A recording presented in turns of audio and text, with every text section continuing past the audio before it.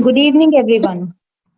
I, CA Bindu Bansal, Treasurer Ambala Branch of NIRC of ICAI, welcome you all to the virtual seminar on a very important topic, blockchain technology, organized by Digital Accounting and Assurance Board and hosted by Ambala Branch of NIRC of ICAI. To begin with, I would first like to invite CA Nitesh Kumar Gupta, Chairman, Ambala branch of NIRC of ICAI. He is a great team leader and an extremely genuine and gentle human being. I welcome you, sir, to give your opening remarks for the seminar. Over to Thank you, you. Thank you, Bindu madam. I am audible. Yes, Niteshji, welcome. My dear CA friends, I CA Nitesh Gupta, Chairman Ambala branch. Welcome all of you in this webinar of blockchain technologies. I welcome Central Council member and Chairman Digital Accounting and Assurance Board, CA Charanjot Nanda ji. Welcome you, sir. I think CA Dayanwira Sharma जी ने join नहीं किया अभी. जब मेरी बात अपने secretary Pushpinder जी से हुई कि नंदा जी से बात हुई है कि एक सेमिनार कराते हैं ब्लॉकचेन के ऊपर, तो मैंने उससे पूछा ये क्या होता है. ये कह रहा कि कुछ नई चीज है. तो फिर मैंने थोड़ा सा नेट पे सर्च किया. नेट पे सर्च करने के बाद कुछ समझ आया. फिर मैंने सोचा कि मेंबर्स क्या बोलेंगे कि क्या चीज है ये. तो मैंने सोचा ये हमें भी समझ नहीं आ रहा है. इसको समझाने के लिए हमने इसीलिए 3 फैकल्टीज को बुलाया है कि वो हमें इस चीज को समझाएंगे. So I also welcome our today's faculties, CA Anand Prakash ji, CA Ankit Mehta ji, and CA Yukti Arora ji. Welcome all of you. They will enlighten us on this blockchain concept.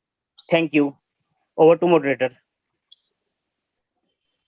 Thank you, sir, and thank you for this welcome address. And I also did not know anything about blockchain technology, so it is a great opportunity for all of us. हम सबके लिए एक नई चीज होगी और सब एकदम ध्यान से और बड़े अच्छे से सुनेंगे इसको. And now I feel truly honored in inviting CA Charanjot Singh Nanda ji, current chairman of Digital Accounting and Assurance Board, and also current chairman of Internal Audit Standards Board ICI. Though Nanda sir needs no introduction, but being inspired by him, I have written a few words for him. Nanda ji, ye surprise hai. With your permission, sir.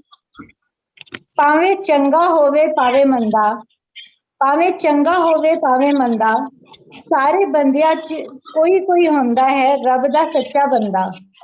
उन्हां च एक है साडे CA Charanjot Singh ji Nanda. Sir, this is for you, and I welcome you, sir, to give your keynote address. Thank you. Very nice. बहुत Thank you, sir, सुंदर. for giving the keynote address for today's session. Over to Thank you. you. Thank you, Binduji, for kind introduction. I'm truly honored. I can see the entire Ambala branch there, led by CA Nitesh Kumar Gupta, CA Ankur Rastogi, my younger brother CA Pushpinder Singh, Madam Bindu Bansal. I can see the most revered faculty on blockchain, CA Anand Gangi, whom I know for so many years, Mr. Aman Kumar. So, ladies and gentlemen, I want to tell you that I am truly honored to be amongst you. And on a very exciting contemporary topic on blockchains.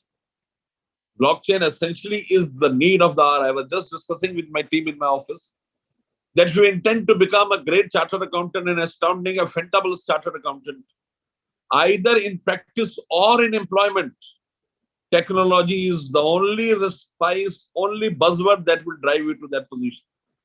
We at the institute level are percolating this message all across. And in the initial times, all said that they know very little about blockchain. So I also know very little about blockchain. But ignorance of law is no excuse. Ignorance of substance is never an excuse. If you want to rise high in life, you have to burn the midnight oil. I've seen one thing very candidly, that people who work hard ultimately gain greater heights. There is a couplet which says, काबिल लोगों को तारीफ की चाहत नहीं होती. तारीफ की चाहत काबिल लोगों को नहीं होती, नाकाम लोगों को होती है. one thing is very clear, that if you have the valor, if you have the thought process to perform and work, you are ultimately a leader in whatever you do. And blockchain will empower us to give us an impetus so that we are able to effectively go ahead and work in tandem to serve not only the government, the stakeholders, the regulators, but more importantly, our clients. Give me a second. I'll just put in my email ID. Just my keynote address, and we'll start on that. Give a second.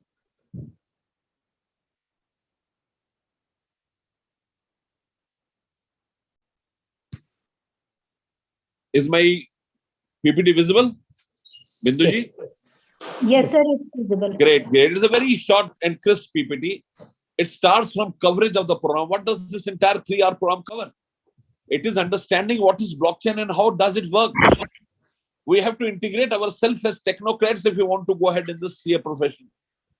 Our profession had a long journey right from 1949 till today. We were first, then Constitution came. We have a very onerous responsibility cast upon us. So what is blockchain and how it works is very, very important. And it is even more important to understand how we can use that to effectively service our clients and institutions. The second, understanding the origin of blockchains and where are we headed. I want to tell you that I'm going to US for ACFT program, which starts on 19th of June and ends on 24th June. It is largely on financial frauds and on technology and fraud related issues. Technology has become a buzzword, and today we all have to make ourselves abreast with the latest changes to perform. The third, what are the different types of blockchain? How can we use it effectively to create value and worth for the assignments which we undertake? The different application areas of blockchain and how they are impacting the audit, how blockchain impacts the audit, how it helps us to do an audit in an error-free environment and at a lesser cost. How is blockchain going to impact our CA profession, and that too specifically audit profession? Profession opportunities and way ahead. How do you create a greener pasture from blockchain is something which is very pertinent, very important and contemporary. Now, blockchain and CA. Ladies and gentlemen, 3 points I would like to emphasize on this. The first, CAs using blockchain for audit. How do you use blockchain for audit? And what are the benefits of using blockchain for audit? Whenever you venture into a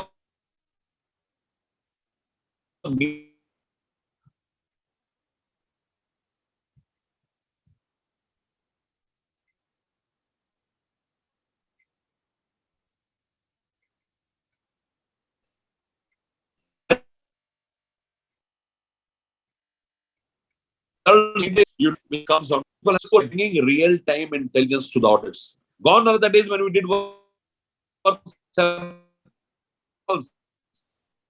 When you use technology, it is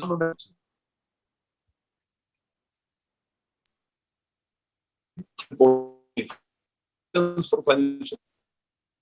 We never put time for other activities. Routine time, the monotonous time, the work is, and you will find do which involves your other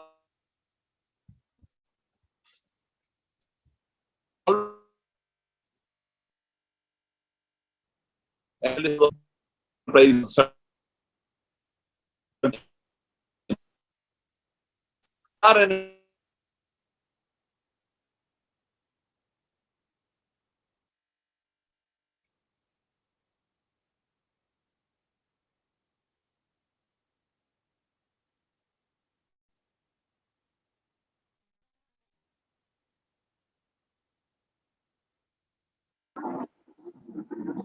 I think कुछ network issue है ना sir, की आवाज नहीं आ रही है. आप बोल दो मैम, जरा की आवाज नहीं आ रही. Sir you are not audible. Nanda sir आप ऑडिबल नहीं हो.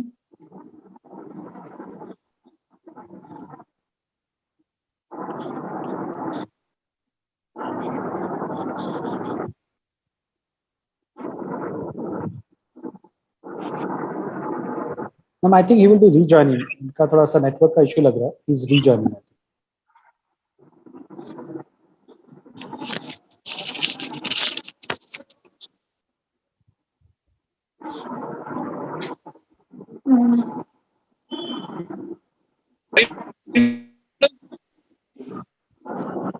Am I audible? Yes, Yes, sir. Now you Yes, are. sir. Now you are, sir. Now you are, sir.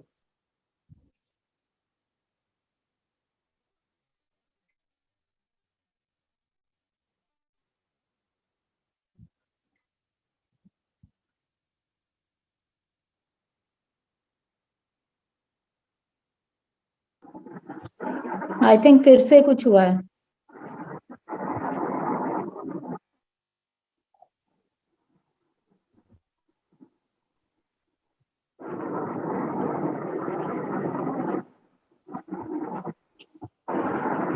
And do we have the vice chairman sir हैं यहाँ पे? Yes, madam, I'm there. I'm just joining. Am I audible, Bindu ji? Yes, sir. You are audible. Very good, very good. So I was on the third facet, CA as blockchain enabler. So I want to put it across that CAs have to work closely with blockchain programmers to ensure that they are able to effectively guide the blockchain programmers so that those products be created and found which would ultimately help the chartered accountants take things into the right perspective. Now, what does DOB do into it? We have a post-qualification course on information system audit, certificate course on fraud accounting and fraud detection, course on blockchain technology. We have executive development programs on advanced Excel and data dashboards, CAT tools, KNIME, Power BI, cybersecurity, and we are doing it extensively for even smaller centers. In case Ambala wants to do any program on any such things, including SAP training, we are more than happy to do that. E-learning courses on IT-driven topics, forensic labs, data analytic labs. We have the data analytics labs at Noida, in Chennai, in Center of Excellence, Hyderabad, Kolkata, Chandigarh, Kanpur. We have technology summits, conferences, seminars, and webinars.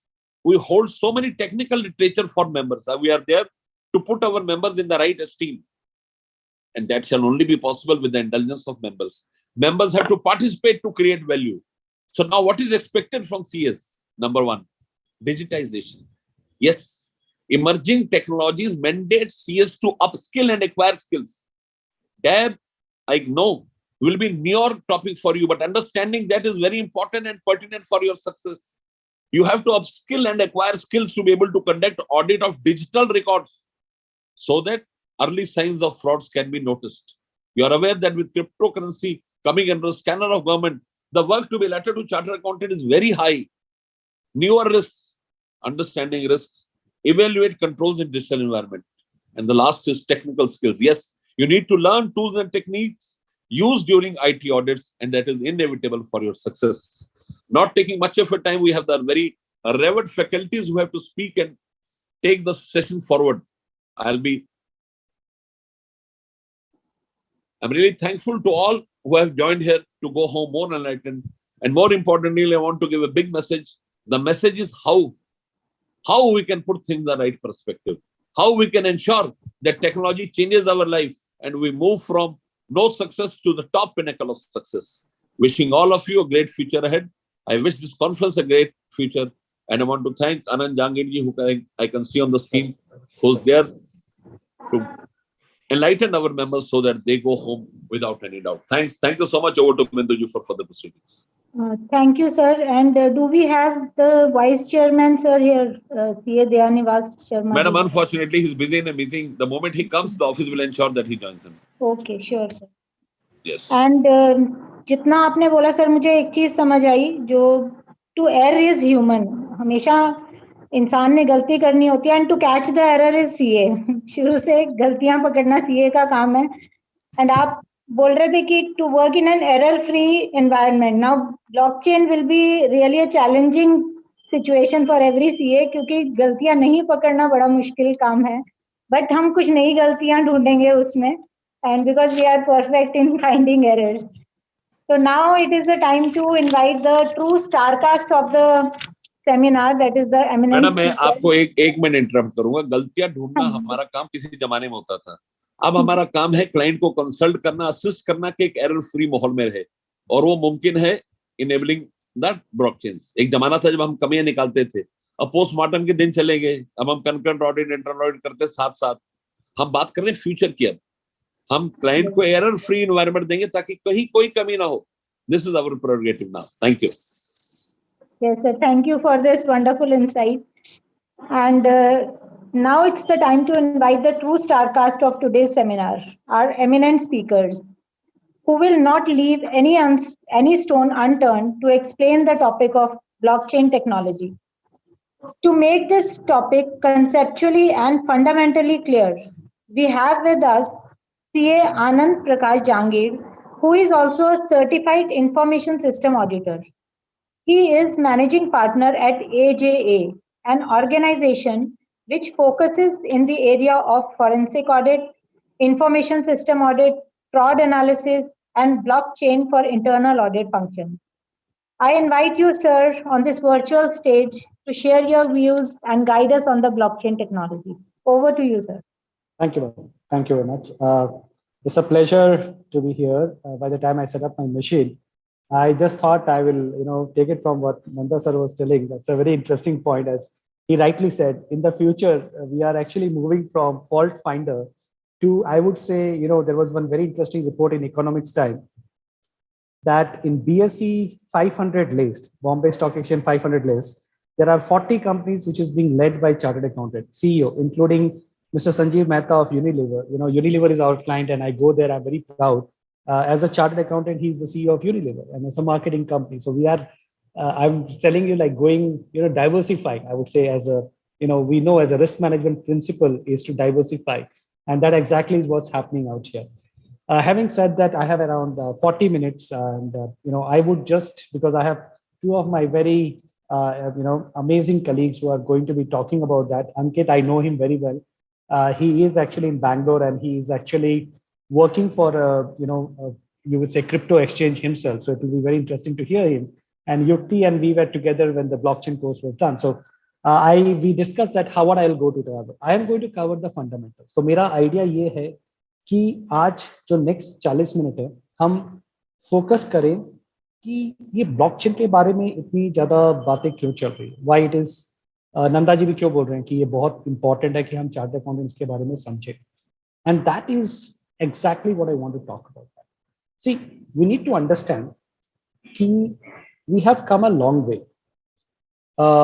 If I'm not wrong, double entry system of bookkeeping को जो कहते हैं, it was, there was an Italian Mr. Lucas Piccoli or some, I'm not exactly remembering his name.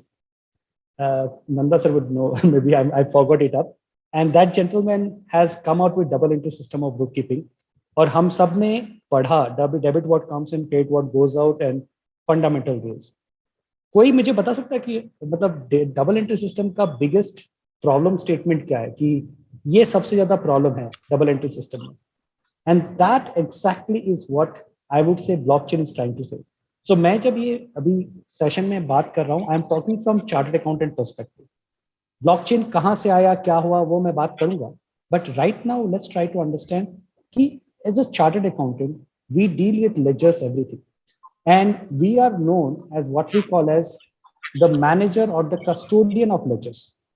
हमें मतलब आप सबने वो I'm see a lot of senior members here and I'm sure हम सबने वो manual books of account का audit किया था जिसमें brought forward, carry forward और registers में page number missing होते थे और उसको audit करना पड़ता था, गलती निकालनी पड़ती थी. And I remember जब भी हमारे boss थोड़ा नाराज होते थे articleship time में तो बोलते थे 100% वाउचिंग करना है, तो वो एक पनिशमेंट होता था 100% वाउचिंग. तो we have come from that time to a very different time of computerization and all the thing. अब उसमें प्रॉब्लम क्या हुआ है, जो हमारी लेजर है that was based on a principle of double entry systems of book keeping. और जिसने भी double entry system of book keeping पे काम किया है उसे एक बात बहुत अच्छे से पता है कि examination is a very different part. क्योंकि एग्जामिनेशन में कोई भी एंट्री लिखनी होती है, you are going to write it like this, in the books of X this is the entry, in the books of Y this is the entry. But who is actually passing the entry? The same guys passing. तो उसको पता है कि अगर मुझे यहाँ पे ये एंट्री करनी है, it is debit here, it will become credit here. It's a very simple process. But does it happen in real life? Now that is the question. In real life, there are two different people who are passing these entries. Now that leads to what we call, बहुत प्यार से हम उसको बोलते हैं, reconciliation issues. Or reconciliation is the biggest pain point in double entry system of bookkeeping. आप माने या ना माने, I have worked in retail, I have worked in technology companies and all the things. Intercompany reconciliation, interbank reconciliation, inter this reconciliation. हमेशा there is no single source of truth. और उसके कारण हमारे पे बहुत डिमांड है. जैसे बिंदु मैम बोल रही थी कि यस हम ऑडिट कैसे करेंगे, मतलब गलतियां होती है, गलतियां होंगी तो हम ऑडिट करेंगे. अब क्यों ना, we all know detective controls are better or preventive controls are better. We want to have preventive controls. Prevention is always better than cure. Now, if I take that thing, can I reimagine the ledgers? मैं क्या एक ऐसा ledger बना सकता हूँ which becomes a single source of truth, जिसके ऊपर आप भी विश्वास कर सके, मैं भी विश्वास कर सकूँ. I hope आप लोगों ने, कईयों ने किया होगा for a small and medium firms, and these are like shops, और सबके खाता होता था. तो एक कहावत होती थी उसमें, मेरा जो मैंने एंट्री कर दी वो सही है, तुम्हारे खाते में क्या लिखा मुझे नहीं पता. Whatever I have put it in my books of account is the correct one. Now that leads to a lot of issues, and that is the exact thing which blockchain is trying to solve. और इसीलिए ये एक बहुत important area बन जाता है from two perspective. First, ये traditional जो हमारे issues हैं reconciliations के, उसको मैं 100% तो नहीं बोलूँगा, but 80% तक it is going to remove it. So yes, it is going to be a little anti-chartered accountant that way, कि 80% of the work which is a reconciliation is not going to be there.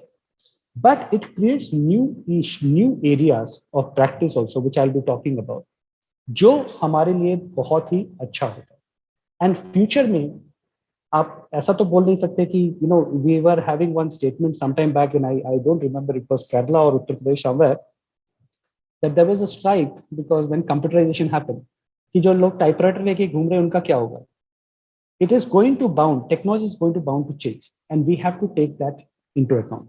So that is the fundamental concept which blockchain from a CA perspective is bringing to that thing.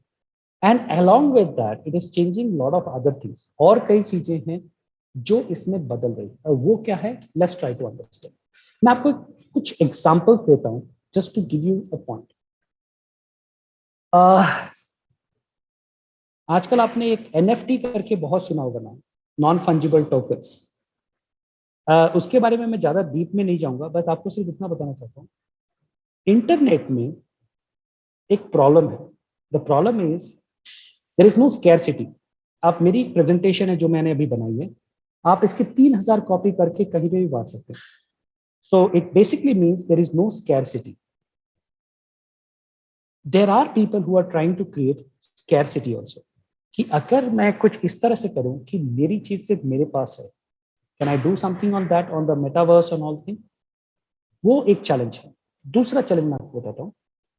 हमारे जो processes हैं अभी भी, it is not very decentralize. हम लोग एक नया word आज सीखना चाहेंगे. I would say all of you should know and go back home and read about that. It is called decentralized finance. आज अगर मुझे किसी चीज को ट्रांसफर करना है फ्रॉम इंडिया टू यूएस, और I had I was working for Infosys, तो मेरा अकाउंट था एक यूएस में. तो वहां से मैंने सोचा कि अभी recently the prices of Indian exchange rates were very high, तो क्यों ना मैं करीब $3000 यूएस से इंडिया में ट्रांसफर कर दूं. जब मैं ट्रांसफर करने गया, you will be shocked that I paid around, for transferring $3000 I paid around $43 as commissions. That is a big amount, right? Second thing, it took 3 days for the money to come. Now, why does it happen? It happens because there are some people who have taken the finance concept as a centralized, कि अगर आपको करना है तो आपको bank के पास जाना पड़ेगा. अगर आप बैंक के पास जाओगे तो बैंक इतना कमीशन लेगा. If anyone has been working in bank, आपको correspondence banking पता होगा कि bank don't talk to you directly, they will talk to other bank. अगर मेरा जो बैंक अकाउंट था वो एक बैंक है यूएस में, पीएनसी बैंक, उसमें था पीएनसी बैंक, और मेरा यहाँ पे इंडिया में आईसीआईसी बैंक अकाउंट है। अब PNC Bank doesn't talk to ICICI Bank, so वो क्या करते हैं, simple, PNC Bank will talk to a bank in US which we all know, that is Bank of America. Bank of America will say I also don't talk to ICICI Bank, तो मैं किससे बात करूंगा, Bank of America will talk to like State Bank of India US, State Bank of India US will talk to State Bank of India India, and State Bank of India will talk to ICICI Bank. अब are you seeing all the inefficiencies which are coming? इस तरह की कई सारी चीजें, there are a lot of issues which are there in a centralized economy, जहां पे कुछ ही लोगों के पास में they are having all the controls in terms of managing that. So लोगों ने सोचा क्यों ना हम इसको decentralize करें। डिसेंट्रलाइज का मतलब है कि हम एक आदमी के पास में सारा कंट्रोल ना दें, ये सारा control should be scattered to multiple people and multiple places. So they said okay, this is a great issue, great thing, तो उसको करें कैसे। अब जब ये बात है कि इसको करें कैसे, then someone said we have some very interesting technology with us. Now what is that technology? That technology was blockchain. Now why I say that technology was blockchain, because if you are reading in Harvard Business Review, they are saying this, that blockchain will do to financial system what internet did to media. All my friends who are present here right now, मुझे लगता है कि बहुत सारे लोगों ने आजकल TV का अपना केबल कनेक्शन कटा रखा होगा, because they have moved to Amazon, or Google, or taking Netflix subscriptions and all things, and they can actually have consumed the media how they want, जो आपको चाहिए आप उतना ही देखिए। सो हम वहां पे आए हैं बिकॉज इंटरनेट ने मीडिया को पूरी तरह से चेंज कर दिया। नाउ सिमिलरली जो हमारा फाइनेंशियल सिस्टम है, this is also undergoing a big change, because I used to work for Goldman सैक्स, and if you are aware of US में ईस्ट कोस्ट और west coast, this are the two power centre, east coast in New York and west coast in California. अभी तक east, the whole financial power used to be with the east coast, Goldman सैक्स, Morgan Stanley, they used to call the shots. But have you noticed one very interesting thing now? Slowly companies are coming from PayPal and all the thing, West Coast, जो technology companies है, fintech companies है, वो इसमें आ रहे हैं, and उनके पास में जो सबसे इंपॉर्टेंट टूल है ये सब चीजें करने का, वो है ब्लॉकचेन। और ये ब्लॉकचेन आया कहां से? Let's try to understand that also. Now this is actually, I would say it was a kind of a in my way, I would say, अगर मुझे कहना हो तो ये एक एक्सीडेंटल डिस्कवरी थी, क्योंकि बहुत सारे लोग ब्लॉकचेन और क्रिप्टो करेंसी को सेम मानते हैं, जो कि नहीं है। इट बेसिकली स्टार्टेड, आपको सबको पता है Bitcoin is a crypto currency. Our institute is actually in forefront of that. DAB is coming out with a big white paper on cryptocurrencies. A lot of information will be shared very soon on that. Now, cryptocurrency जो पहला bitcoin का white paper आया था, वो आया था अक्टूबर 2008 में, which you can see on the screen. अब ठीक है, क्रिप्टो करेंसी है, बढ़िया बात है, और उसके बेस पे पहली बार मई 2010 में एक क्रिप्टो करेंसी ट्रांजैक्शन हुआ था, जो कि करीब 10,000 बिटकॉइन पे एक $25 का पिज्जा परचेज हुआ था। अब ये बात हो गई 2010 की, लेकिन आप देखिए जो पहला इंटरेस्ट इन ब्लॉकचेन आया, दैट केम इन 2014, जो कि करीब करीब 6 साल बाद। So you have to understand this point, crypto currency is not blockchain and blockchain is not crypto currency, ये दोनों अलग चीज है। Crypto currencies are at completely different virtual digital assets which we can talk about later. Blockchain उसको enable करने का एक जरिया है, जो कि हम कह सकते हैं कि एक लेजर है। जब इन लोगों ने, जो टेक्नोलॉजिस्ट हैं और मैथमेटिशियंस हैं, जो इन्होंने सोचा कि एक क्रिप्टो करेंसी बनाया जाए, तो उन्होंने बोला कि यार इसका अकाउंटिंग कैसे होगा, किसके पास में कितना पैसा है, किसके पास कितने बिटकॉइंस है। तो उसके लिए हमें क्या करना पड़ेगा, हमें एक ब्लॉकचेन बनानी पड़ेगी, एक लेजर बनाना पड़ेगा, जिसमें कुछ चीजें बहुत जरूरी है। पहला, it cannot be tampered with. So the ledger cannot be tampered with. आज अगर आप SAP में काम करते हैं, Tally में काम करते हैं, any of the thing, and you know that mandate by MC also that they want to have audit trail, you need to understand. I work in technology for a long time. आप किसी भी database को आज के time में जो centralize database है एक जगह पे, उसको हैक कर दिया सकते हैं, उसको आप चेंज कर सकते हैं, उसको आप कॉम्प्रोमाइज कर सकते हो. जो हमारा फंडामेंटल होता है इंटीग्रिटी इज इन क्वेश्चन. सो इसको दूर करने के लिए what did our people said? They said we should have a ledger which is first tamper proof, कि उसको कोई tamper नहीं कर सके. दूसरा, एक ऐसा ledger जो सबका मतलब it becomes a single source of truth. I don't know how many of you, आप में से कितने लोगों ने बिटकॉइन का ब्लॉकचेन देखा है. आप इससे ओपन ब्लॉकचेन कोई भी जाके दे सकता है. आपको जस्ट टाइप करना पड़ेगा blockchain.com and it's there. आप उसका देख सकते हैं. So it's here. I'll just show it to you. Explorer है. तो इसमें आप आज देख सकते हैं कि कितना ट्रांजैक्शंस हुए, कौन से ट्रांजैक्शन हुए, किसने किए हैं. Everything would be there. तो मुझे आज बिटकॉइन का ब्लॉकचेन देखना है. ये देखिए इनका सारा ट्रांजैक्शंस, किसने किसको कितना ट्रांसफर किया. Now it's a decentralized thing, किसी के कंट्रोल में नहीं है, not one person. So this are the transactions you can see जो हुए. सो इस पर्सन ने has transferred this much block to this people. So these are all the wallet number, which is like now the address of the person. I'm just giving you an example. हम इतना deep में नहीं जाएंगे, but I'm just trying to explain you the point. So what I'm trying to say is, यहाँ पे what they have done is they have 2014 they said अरे ये blockchain तो बहुत interesting है, इसको हम और भी कई जगह पे यूज कर सकते हैं, हम अकाउंटिंग के लिए यूज कर सकते हैं. आप अगर रिटेल में काम करते हैं तो हमेशा रिकंसिलिएशन का इश्यू होता है. क्यों ना हम एक ऐसा लेजर बनाएं जिसमें जब मैं सेल करूं तो मैं उसमें एंट्री डालता हूं, जो परचेज कर रहा है उसको वैलिडेट कर दे. अब हम दोनों के बीच में कोई फिर झगड़ा ही नहीं रहेगा, because there is a single source of truth. उसी एंट्री के ऊपर क्या बैंक भी उसको देख के पैसा मुझे दे सकता है? Factoring, can it do it? Yes. Can the government also trust it? Yes. सारी चीजों का एक हल हो जाएगा. So that is the reason people became very excited about that. Now 2014 में people started getting excited कि अरे this is interesting thing. फिर एक बहुत इंटरेस्टिंग चीज आया इथीरियम, जो आपको आजकल हम ETH भी बोलते हैं, इसे क्रिप्टो करेंसी ऑल्सो.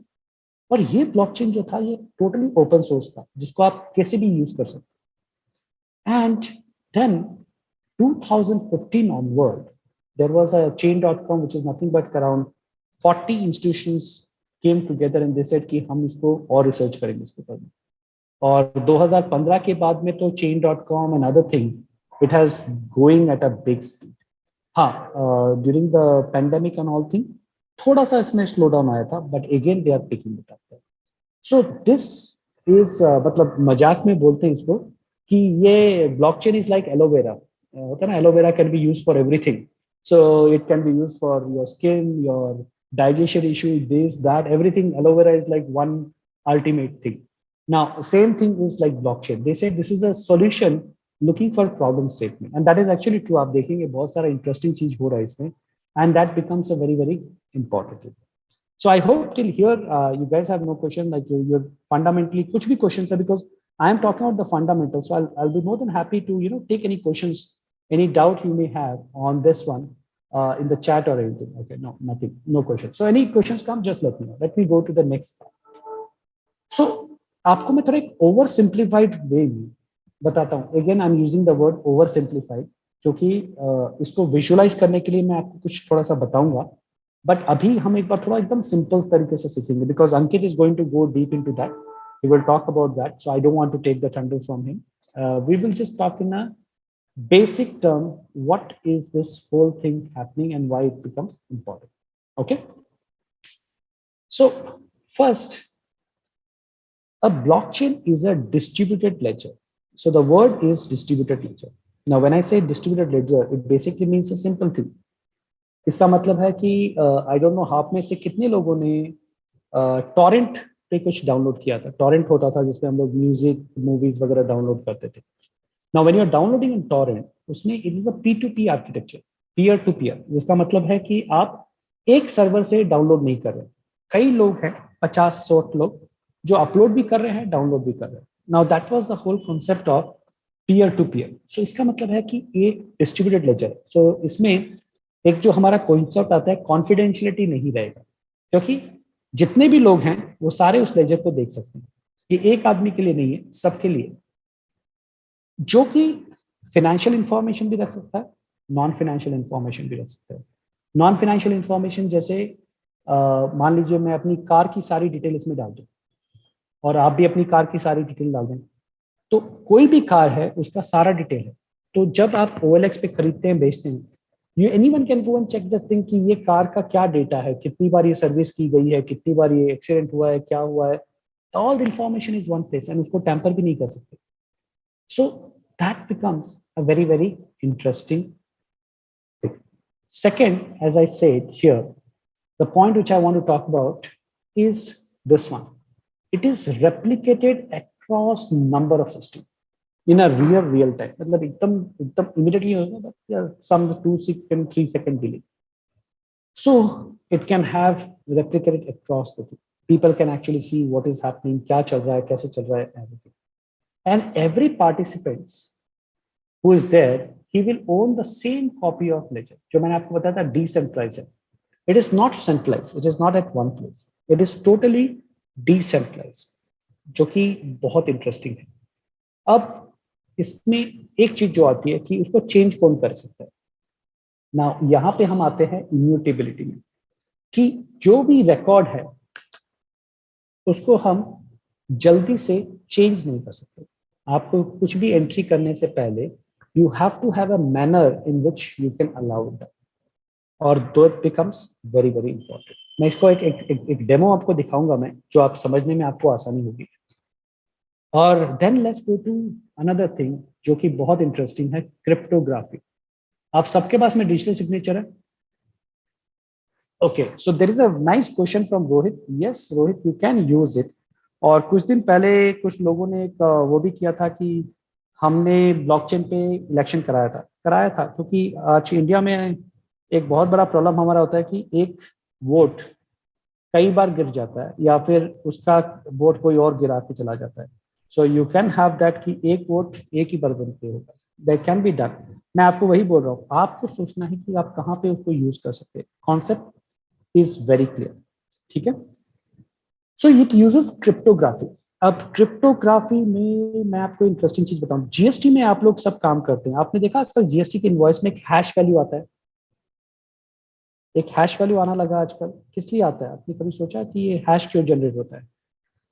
एक बार वो जो हैश आ गया, इसका मतलब आप उसको टैंपर नहीं कर सकते, कोई भी चेंज नहीं कर सकता। मैं आपको उसके एक एग्जाम्पल भी दूंगा। हैश का जो है इट्स बेसिकली, आपको पता है a+b² क्या होता है? आपने सबने एग्जाम में पढ़ा था, वो होता था a² + b² + 2ab। कभी लाइफ में यूज किया? नहीं किया ना, यहाँ पे यूज होगा उसका।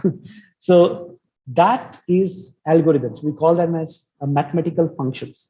सो वो कन्वर्ट करता है। जैसे मैं एक डॉक्यूमेंट में आपको एग्जाम्पल ही दिखा देता हूँ, हैश वैल्यू, तो आप थोड़ा समझ लीजिएगा, ये फंडामेंटल्स हैं हम लोग, we are just talking about that. So there is one, you know, let me remove this one. I'm just going practically because it's better आप लोग उसको समझें, and आपका कुछ भी क्वेश्चन है, I would more than happy to take it up.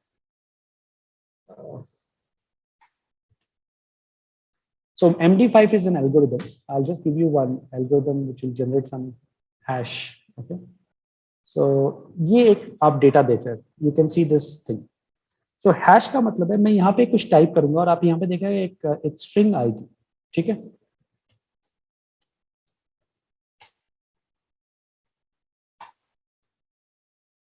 Now you see this one, ये जो नंबर यहाँ पे है, ये इसको हम बोलते हैं हैश। मैं यहाँ पे कुछ भी करूँ, एक बैक स्पेस करूंगा या कुछ एक डॉट दूंगा, मैं आपको देखता हूँ। मैंने एक डॉट दिया, चेंज हो गया। मैंने डॉट को हटाया, चेंज हो गया। मैंने एक स्पेस दिया, इट विल चेंज। ये मतलब एक तरह से एक फोटो लेने का काम हो गया, कि मैंने एक डॉक्यूमेंट का फोटो लिया, उसके बाद में उसको किसी ने कोई छेड़छाड़ की तो आपका ये हैश चेंज हो जाएगा। आपने उसमें मामूली सी भी छेड़छाड़ की, हैश चेंज हो जाएगा। And hash is like signature, you can say. आपने देखा होगा, आप डिजिटली साइन करते हैं, जैसे अपना डॉक्यूमेंट पीडीएफ हम साइन करते हैं एमसीए के लिए, आपने क्वेश्चन मार्क आ जाता है ना वहाँ पे, that is the hash value which is generated actually. So the moment you sign, a hash is generated. अब इस मामले में cryptography, इसको हम बोलते हैं cryptography, which is used extensively, and it has a mechanism to make it very hard for anyone to change the historical record. ठीक है, मैं आपको एक छोटा सा इसका डेमो दिखाता हूं, and actually that is not blockchain. Please understand, it's a demo. मतलब ये educational demo है, just to explain you how a blockchain works. Okay, it's not actual blockchain. It is just like a kind of demos some people have created just to showcase कि यार किस तरह से blockchain काम करता है. ठीक है, तो मैं आपको एक दिखा रहा हूं, आपकी स्क्रीन पे है. सो आप समझिए इस ब्लॉक को एक तरह से एक पेज है, जैसे एक लेजर में पेज होता है ना, तो ये पेज नंबर 1 है, पेज नंबर 2 है, पेज नंबर 3 है, इस तरह से नंबर ऑफ पेजेस हैं. ठीक है, अब इसमें क्या हो गया, अब आई don't know if you remember, आपको याद है हमारे पास जो पहले पेपर होता था, जो हम उसमें लिखते थे this is the value carry forward, और दूसरे पेज में लिखते थे this is the brought forward. और कुछ बदमाश क्लाइंट होते थे जब मैं आर्टिकलशिप करता था, जो इस वैल्यूज में बदमाशी करते थे, टोटलिंग में गलत कर देते थे कि उनको एडजस्ट करना है, कुछ ऐसा करना है, तो उसके लिए करते थे. हमारे बॉस बोलते थे कि आप इसको चेक करो कि ये ब्रॉड फॉरवर्ड और कैरी फॉरवर्ड सब सही है या नहीं. नाउ सेम कॉन्सेप्ट, एकदम सेम कॉन्सेप्ट यहाँ पे यूज हो रहा है. बहुत ही मतलब, अगर I don't know if you have seen this antique ledger book, इस तरह का जो I am sure all of you have seen some of this pages. इस तरह से पेज होता था कि यहाँ पे हम लिखते थे ब्रॉट फॉरवर्ड, यहाँ पे carry forward and all the thing. That was the same thing which is happening here. अब जस्ट नोटिस समथिंग, ये जो है हैश वैल्यू, तो आपने देखा होगा हम लोग जब एंट्री करते हैं, if you worked on core banking systems और एसएपी और इसमें, it says is this ready, is this entry ready for posting, and then post it. So are we doing it rightly or not? So those kind of things is what comes here. So I'll just quickly show you. Let's say I just give some data, some junk data out here, and I just I'll not explain you mine and all this other concept because they are all a little more technical, but you see the color of this block has changed, और इसका जो ये hash value है यहाँ पे, it has suddenly gone as the previous hash out here. So ये वाला मेरा carry forward हो गया, ये मेरा brought forward. I put some more data here, mine it, and it is done. I can keep on doing it for multiple things. So what I get in one way or other is nothing but what we call it as a complete set of data which is coming up. So मैं एक तरह से एक page by page इसको validate कर रहा हूँ. Okay, अगर मैंने इसमें पेज नंबर 2 में कुछ चेंज किया, तो it will impact page number 3 and all the other things. So if I try to change something here, you saw that मेरा पूरा एरिया टेम्पर्ड हो गया. Now that makes it easily tampered. So in an oversimplified way, what I can tell you is blockchain has all these features and it uses this areas. It uses cryptography, which is जो मैंने आपको दिखाया, hash value generation and all the thing. It has a peer-to-peer network, which is help it is to say save it in terms of managing it up and all thing. It has a consensus mechanism, which is कि हर कोई उसमें जाके कुछ changes नहीं कर सकता है. So there are high level thing. एक लेजर है जहाँ पे आप सारा इंफॉर्मेशन को ब्लॉक को रख सकते हैं, एंड वैलिडिटी रूल्स है जिसको हम लोग स्मार्ट कॉन्ट्रैक्ट भी बोलते हैं. फंडामेंटली यही चीजें हैं, बिकॉज युक्ति ma'am and Ankit will go deep into that. I will not go into other areas, but इसका जो मेन ऑब्जेक्टिव है ये है कुछ इस तरह से. आप देख रहे हैं ये मैं मतलब बिल्डिंग ब्लॉक्स है. अगर मैं ये ब्लॉक्स एक बार after one I am just putting about there, what will happen is after a point, I want to change any alternate transaction here, it will actually impact my whole blockchain. I cannot change it. It is a lot of tamper resistance. I cannot do a tampering of this very, very easily. Now that is exactly what it is trying to do. So I hope this is clear till this point. Rohit, anyone? Okay, all good. Okay. So let me go to the next part here. Now, this was the fundamentals. How do we see these things changing auditing? Okay. Now, in audit thing, it is going to have a lot of impact in future, which you can say. We are going to have changes in the way we look at things in terms of the lag which is there right now, in terms of transaction verification to transaction doing, how we are doing it, how we are taking care of that. All these things are going to change. But इसमें एक चीज जो बहुत सोचने लायक है, जो कि हमें ध्यान रखना है, वो ये है कि things are not going to be same again. It is being used for multiple areas. It is now being used from a perspective of not just accounting. There is a new term we have got it now, a triple entry system of bookkeeping. So what they are trying to say is, instead of having a double entry system of bookkeeping, we are going to have a triple entry system of bookkeeping. And this triple entry system of bookkeeping, friends, is something like कि कोई भी अगर transaction होता है, तो पहले मैं अपनी books में entry करता हूँ, the other person will do the entry in his book, and there will be a third entry which will be done in the blockchain, which is validated by all of them.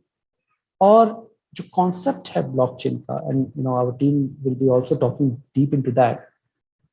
जो मैंने आपको बताया decentralized finance, DeFi, it is not just going to be at one era, which is like at a public blockchain. There are also private blockchain coming with that. At the very recent, मैं आपको India का बताता हूँ. आपको पता है interbank reconciliations के लिए there is a body which has been formed by all the banks together. It is like funded by most of the banks, and IBA is actually doing it. And उन लोगों का main concept क्या है? Main concept है interbank reconciliation. Okay, जो कि India में सबसे ज्यादा इशू होता है. Finacle में they have actually made a company which is their all option concept is very simple, that can we have one blockchain which can be used by all the banks, and in a real time basis we can know we have a single source of truth, and that is already live right now. Okay, so this kind of things are being done in multiple areas. Now, just for a time being, I would like you to imagine a situation where what we call it as how we will see blockchain being adopted all across the thing. See, there are already early adoption which has happened. सब जगह पे इस पे use case चल रहे हैं and all thing, but it will take some time before the technology become more and more, I would say, robust. If you see, to have a single source of truth, I would say GST would be one of the best use case for using it. But the technology itself is not at a that level that it can have all of the things out there. Okay. Now, from that perspective, what they are doing is trying to get the early mover advantage. A lot of organizations are doing it right now. But next 3 to 5 may aapko, we will see that it will be mainstream adoption will be there. And we are talking about 2025 onwards, which is next 2-3 years. You will see a global adoption of this happening all across the places. And this is going to be something very, very interesting. And I'll tell you one thing, if you go to Niti Aayog, आप एक बार नीति आयोग की website पे जाइए, इतना content है, which means government of India itself think, the government of India doesn't like crypto, but they themselves think that blockchain is actually a kind of a idea which is going to have a lot of impact. And if you are actually thinking of starting this area or talking about that, how you should be going about.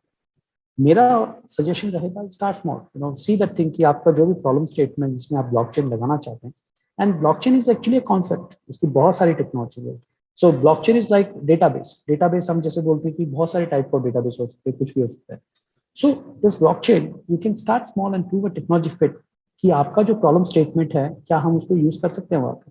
अब मैं आपको एक छोटा सा example देता हूँ. आपने कई बार किसी भी कंपनी के लिए आप काम करते हैं So they will ask you for an NDA, non-disclosure agreement. अब non-disclosure agreement actually stamp paper पे होना चाहिए, लेकिन किसके पास टाइम है ये सब करने का? कहाँ पे कितने एग्रीमेंट्स हैं, कौन इसके है, सबने साइन किया नहीं किया, सिग्नेचर के लिए भेजना है, कैसे करना है? So there is a company called signature, CYNAGR. तो उन्होंने इसको ब्लॉकचेन पे डालना स्टार्ट किया. वो क्या बोल रहे हैं कि क्यों ना हम एक सिंगल सोर्स ऑफ ट्रूथ रखें कि बाद में आप उसमें मुकर न जाओ कि no I have not done it. So it's starting small and they are proving a technology fit for that.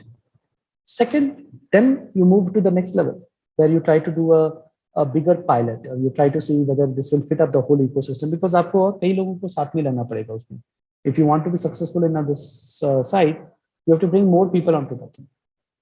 And the third step is going to be drive network adoption, because जो मैं आपको अभी example दिया मैंने कि interbank reconciliation के लिए they started. अब उसमें क्या हुआ है, सारे PSUs आ चुके हैं, बट प्राइवेट बैंक कुछ ही है, HDFC, ICICI bank and 1 or 2 more are there. They don't have all the RRBs, they don't have the cooperative banks, they don't have the other small banks and all things. So it is required that you have to have more participants. तभी आप उसका एक single source of truth उसको कर सकते हैं, and that becomes the third stage in any of such areas. And then the last one is you see the future directions. How it is going to sway, what is the way it is going to adapt and all thing, and what are the key things which is going to happen. So this becomes a very important area. अब blockchain में आज के time में बहुत जगह पे उसका use किया जा रहा है. It is used from border controls, जो कि जैसे हम लोग as a entry point at any country, going in, going out and all thing. Identification जैसा कि हमारा आधार टाइप का है कि एक ही सोर्स हो. आपने कई बार देखा होगा कई लोगों के नाम पे मल्टीपल आधार इशू हुए थे. Now that is a problem with the database. It allows you. Can I have a single source of truth? People are going it for supply chain management के लिए, insurance, car, land registry. Land registry is a very successful use case. In fact, a lot of countries have been using it extensively. और उन्होंने इसको देखा कि आज आप अगर कोई भी लैंड खरीदने जाते हैं उसमें बहुत challenges होते हैं. And those challenges can be done if you have a single source of truth. हमें encumbrance certificate कभी मिलता ही नहीं है, आपको पता भी नहीं है उस लैंड पे कितना मालिकाना हक है, किसका क्या है, and all these things are big challenge. So what I'm showing you is just a kind of multiple areas which is being done. और अगर आपको इसके बारे में और भी देखना है तो I would suggest you to go to a site, and I'm putting it in the chat also. It's called the State of the DApps. And State of the DApps में आज के टाइम में करीब 3000 प्लस डिफरेंट यूज केसेस हैं जहाँ पे blockchain use हो रहा है, for different kind of thing. It can be on finance, storage, security, media, you name it, they have it up there. And that is interesting. इसके बारे में हमें मतलब और सीखना है जरूर. And whether we like it or not, this is going to stay there. So we have to know how we can leverage this.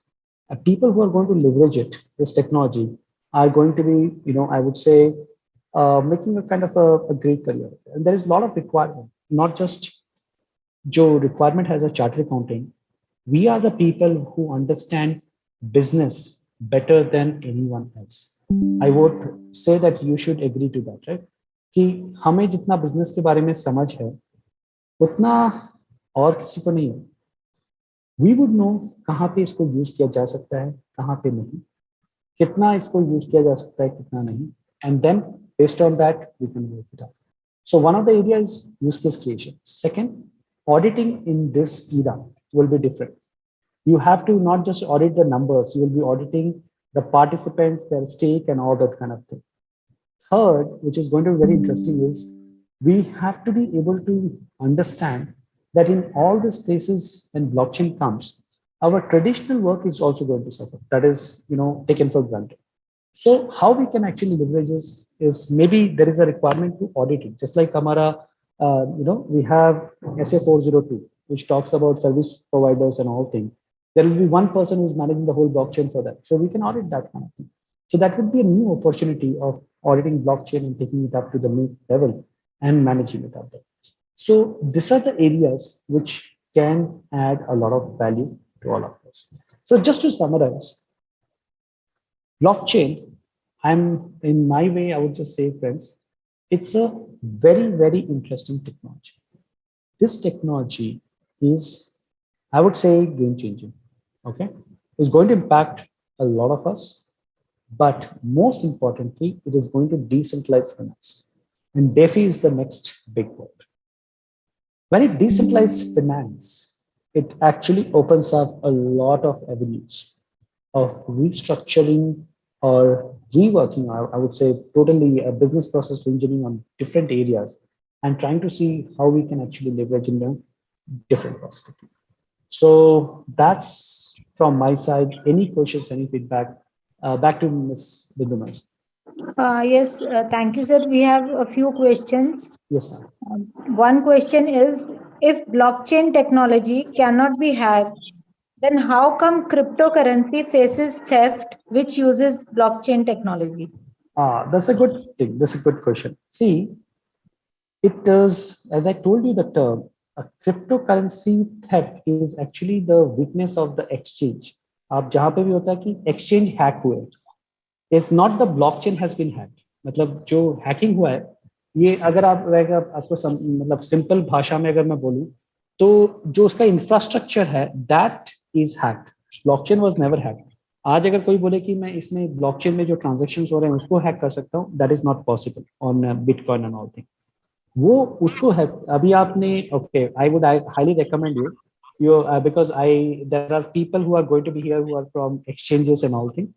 आप न्यूज उठा के देखिए, जितने भी टाइम हुआ है एक्सचेंज हैक हुआ, तो जिसने भी वो एक्सचेंज बनाया है, you have to be careful. आज हम अगर बीएससी के पास जाते हैं और एनएससी के पास जाते हैं, अगर वहां पे कुछ हैक होता है तो आप ये नहीं बोल सकते कि अरे stock market is problem. It's like the service provider who is there who is creating the trouble.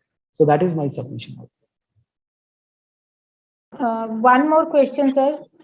What is your view on cost effectiveness for an organization to put resources on blockchain as compared to resources they have been employing in manual reconciliation? Okay, that's a very good point, ma'am. I would say manual reconciliation, if you take a long-term view, it is better to put it on blockchain. Long-term view.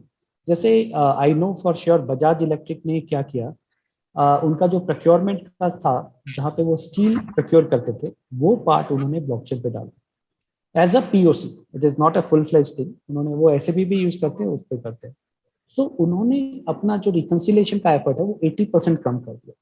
And you have to agree to this point. Every company wants automation because keeping humans to do do you think people get excited कि आज चलो reconciliation करते हैं, आज कुछ तूफानी करते हैं? ऐसा तो होता नहीं है. किसी को मतलब reconciliation is not some exciting job. Humans can do, as chartered accountant we can do some exciting job. So from that perspective it actually reduce that जो एक तरह से जो low level work है reconciliation का, हम उसको eliminate कर सकते हैं. It can be done. But yes, there has been a lot of studies which showed that long term it add a lot of value, not in the short term but long term. मैं आपको बताऊं 2 या 3 साल के अंदर it works out of the costing. Yeah. Thank you, sir, and thank you for this wonderful eye-opening session. और जैसे कि हम कोई भी सब्जेक्ट पढ़ते हैं या टॉपिक पढ़ते हैं, अगर फंडेज क्लियर हो जाएं, कंसेप्ट्स क्लियर हो जाएं, तो आगे का टॉपिक और इजी हो जाता है. एंड बहुत सारी मिसकंसेप्शंस भी हमारी थी जो आपने रिमूव की. और एक चीज मुझे जो एक इन अ लेमैन लैंग्वेज समझ आई, that this blockchain is to increase the immunity of the financial statement. Very much. आजकल हम इम्यूनिटी की बात करते हैं अपनी, तो same way this is for the immunity. And now moving forward to our next speaker, CA Ankit Mehta. He is a young, dynamic and enthusiastic speaker. CA Ankit Mehta is a CISA, CISM, ISO 27001 risk management professional. He is a certified crypto and blockchain investigator, smart contract auditor. Let us all hear his insightful words on how to apply blockchain to business applications. Welcome, sir, and over to you. The virtual stage is all yours. Let us hear from you. Thank you very much, and thank you, Anand sir, for insightful session. I won't take much time. I will straight away start off with my presentation.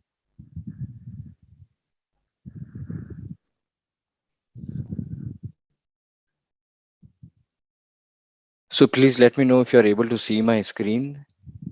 Yes, sir, it is visible. Okay, great. So you already know that, right? There are a lot many use cases that can be applied on a lot many different cases. But before that, I will just like to start off with the like why there's a need or why blockchain is required. So as you already know that, right? There are a lot many benefits that blockchain is to offer, right? Correct. So can anyone name a few benefits or the features what we have discussed in the earlier session?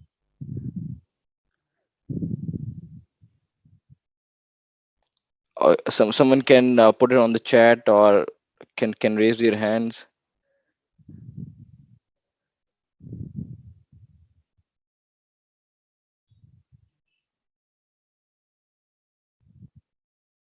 Will anyone like to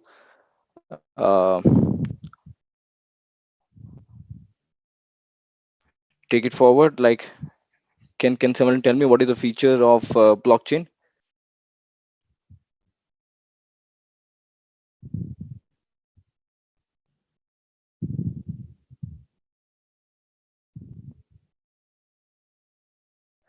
Can you all hear me?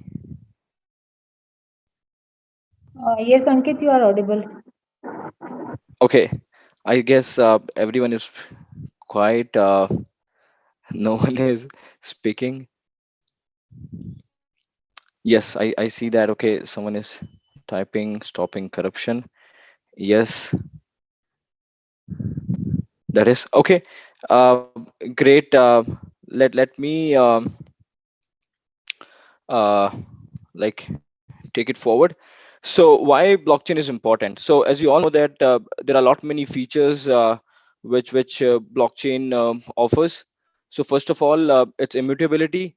It's like that no one can make any changes to the data what is stored in the blockchain, and it is not something that can be modified or altered. The second is the transparency, in the sense everything is available on the blockchain. So whosoever has access to it can view right from the first transaction that had happened on the blockchain system, the blockchain environment, and it overall improves the and then again so you know that, right? You can trace whatever is happening on the blockchain, in the sense if someone tries to modify something, or if someone wants to so prove something, it's all on the blockchain. So it provides us the ability to identify, track, and trace elements right from the beginning till the end.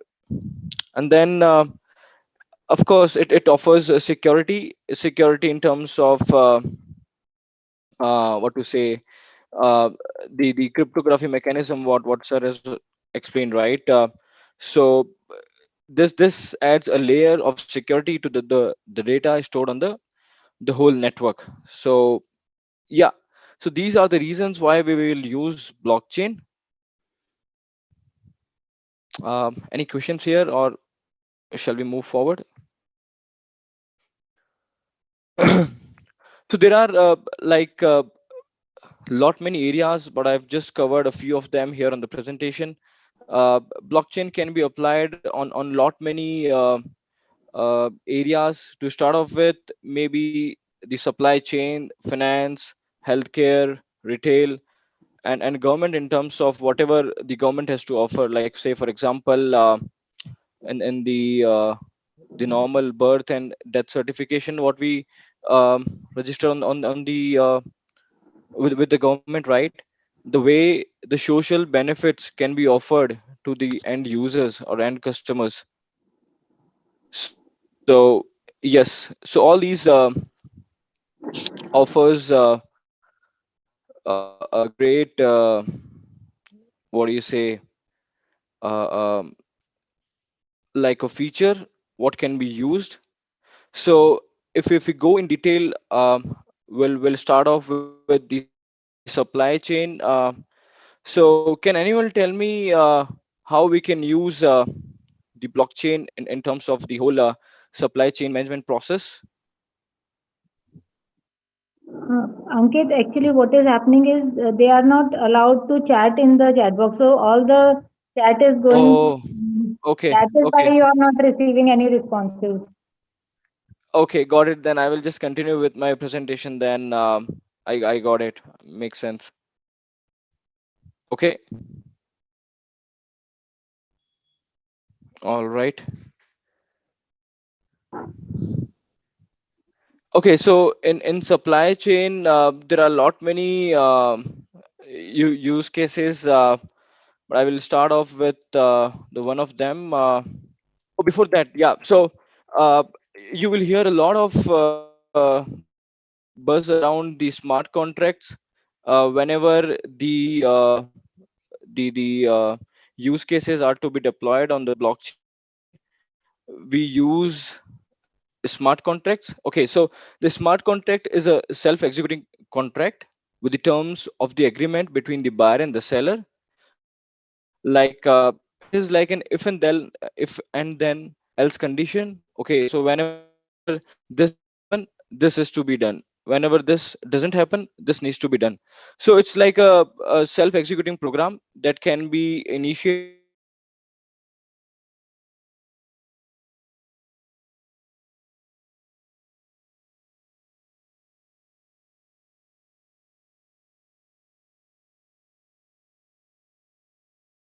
executed whenever the sourcing, making, delivering, and returning if the customers are not happy, and then it's the overall enablement of the entire process. So in terms of the planning, you know, all know that, right? We all plan how much quantities of data that is required, right? Based on the customer's need, demands, and the maximum output that we can uh, build, right? And then sourcing is like choosing uh, the supplies that we have based on the quality or the other mechanism that we are following. And making is that based on whatever we have procured, right? Now we will try to manufacture, and based on that we will be delivering the quantities or the services or whatever it is to the customers, right? And in case the customers are not happy based on the defects or unwanted goods, there will be some returns, right? And again, the last step in this process is enablement, in the sense enabling. So it will all make sure that everything is happening and it is within the regulation. So these mainly include like the product design, uh, like the overall the use of or the what do you say, the human resources. And it's all that being used as part of facilitating the entire process. So challenges in the supply chain management what we have right now. So it's all the globalization, like due to the recent massive globalization, right? Everyone is outsourcing, or they are outsourcing some of their processes to other countries or to other even the companies and the countries. And again, there's a rapid change in the market, right? So sometimes we are using a product A, but there will be many more additional features that we may expect due to any of the reasons. Or maybe there's competitive there's another competitor who had come up with some different features. So the expectation changes with the time. uh, there are, as you might be using, right, different phones, right? So every now and then we see different features being offered. So there's a rapid change in the market. in terms of compliance and quality, right? So with consumer expectation rising, maintaining the same quality in every product becomes a burden, right? So always like handling thousands of products every day, the enterprise have a hard time coping or complying with all the regulations and all sort of things. And again, when we buy something, we don't know which product has gone through, right? So we don't have that transparency. So which product has been manufactured at what level, and in which company, which country, what best practices they have followed. So there's again a lack of transparency in this process. So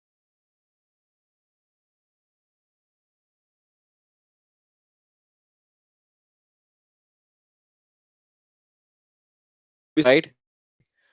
There may be some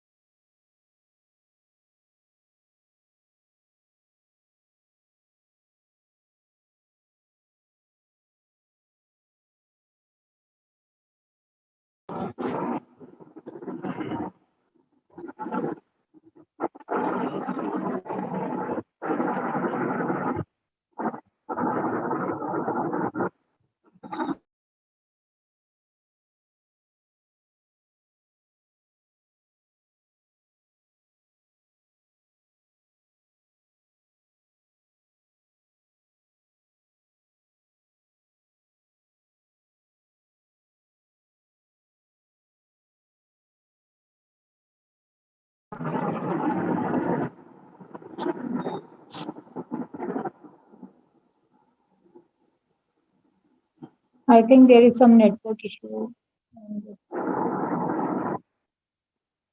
Ankit Mehta is not visible and audible.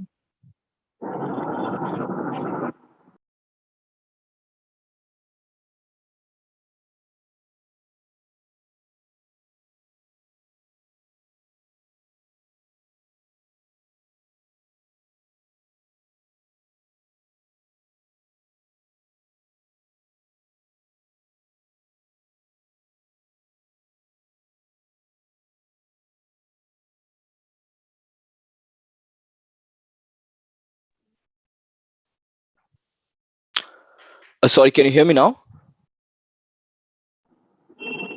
Yes, you are audible, and I think we can have a brief question answer session in between. And those who want to ask any question, they can raise their hand. So we can have it briefly in between, or as you feel you can do that. Okay. I'm not sure like for how long was I not there on this meeting. I think 3-4 minutes only. Otherwise, it was okay. Oh, I'm really sorry. I wasn't aware of that. Okay, let me share my screen once again then.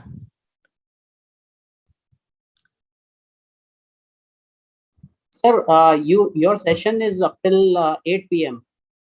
So you have sufficient time. Yes. Okay. Yeah, so you please go ahead, sir. You please Yeah. continue So, your. Yeah. sure. So, what all things you were not able to listen, or I wasn't there? So, did I cover all these?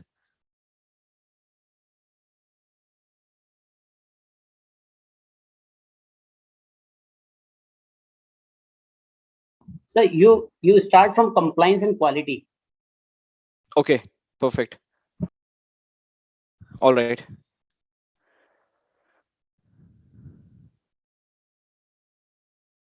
So yes, as you all know that, right? There are a lot many checks and balances that are to be done, right? But it is not being done at the level what is expected out of a company, right? So and again, there's a lack of transparency. We don't know what process is being followed at what level, what sort of best practices are being followed. So it all lacks that transparency. And again, sometimes we get to see counterfeit products as well, right? uh, we try to buy Gucci bag, but again, it's not the first copy, or rather the original product. we get a first copy or the second copy. So how do we know that, okay, the products that we are buying is actually the original products? So these are still there. And again, there are some bad actors here in the whole supply chain. uh, the quality checks are sometimes not being performed, and again, because of that, the customers have to face problems. They have to return products, and sometimes it add to the level of harassments where they just can't afford to continue using the services. And there are a lot many high costs involved in it. There are a lot many the checks and balances that adds up to the cost of it. And since it's all in silos, so the process is relatively slow. And again, it adds to the amount of cost that is being incurred, and hence there's a loss of revenue. And since there's a counterfeit of the products, the quality is not good, hence the customer satisfaction is not up to the level. And these are all the problems in the current supply chain. So, like, what are the benefits that the whole blockchain ecosystem has to offer? So it provides lot many benefits in terms of the nature of decentralized, like in the sense everything is available on the network, right? Like for example, the transparent ledger system, right? The blockchain in supply chain helps to offer more transparent access in every supply chain operations. Every time any product goes from, say, point A to point B, it will be logged in the ledger. So in short, like, it would add, or it would create a trail where the like whatever the transactions or whatever the steps that product is going through, it is all being recorded. And again, customers will know exactly where the product has come, right, where it was being processed. And finally it will offer a transparent platform to the customers. And everything can be tracked on blockchain on a real time basis. So with transparency comes the real time tracking options as well. So you can track your products in real time. Moreover, imagine you ordered a material from the supplier. When the supplier attaches the RFID chips to the products, you will know exactly what conditions or location they are. Uh, you can track it from the PC using the supply chain, uh, the whole ecosystem. And yes, in the sense, it offers faster transactions because everything is available on the blockchain network, right? Uh, so in reality, there's a lot of waiting around to get the payment at different levels of the chain, right? But with the blockchain, it would be a piece of cake because everything is available on the network. You have access on a real time basis, and there will be no reconciliation that might have to be performed because it's all transparent, right? And it's all like trustless because everyone has their own ledger, right? So you need not trust other parties because you are trusting the whole system, right? So so in reality, the supply chain has to trust that the product would be authentic, and it would deliver within a certain period of time. uh, yes, that's how it is. And again, there's no need for putting your blind trust in any parties at all. Also, in case of payment, many companies stay in like uncertainty that they might get the payment. However, blockchain and supply chain system comes with a smart contract integration. So this smart contract itself will automate the payment process once the delivery is made. So as I told you, right, initially, in the definition of a smart contract, so whenever the conditions are met, the system will behave accordingly. So once the product is delivered, once it um, satisfies the requirement, the payment can be initiated automatically. And again, uh, the product certifications is also uh, can be made available on the system, right? The product certification is a must when it comes to the supply chain. Like, how else can manufacturer prove that the product is authenticate, right? And it is not a counterfeit. So this is where the blockchain for supply chain management steps in. Employees can use the supply chain examples to certify that the product in like certifies with all the requirements. uh, it can help to know whether the product was replaced with the counterfeit or not. The consumers can easily check up on the blockchain, and can know that okay, the product is original, because in the blockchain it will have the trace right from the beginning till the end. So um, based on the QR code that may be made available on the product, the consumer can scan it and can get to know that okay, it has come from this to this to this steps, and it was the original product what they have received, and not the duplicate product. Yes, greater security in the sense, the supply chain needs to be the ultimate secure place, right? With the help from the blockchain for supply chain management, it can really be ultra secure. The cryptography mechanism what we have, and again the immutability, right? So no one can change, no one can alter or temper the data what is available on the blockchain. And yes, it offers multi-layer security protocols within the whole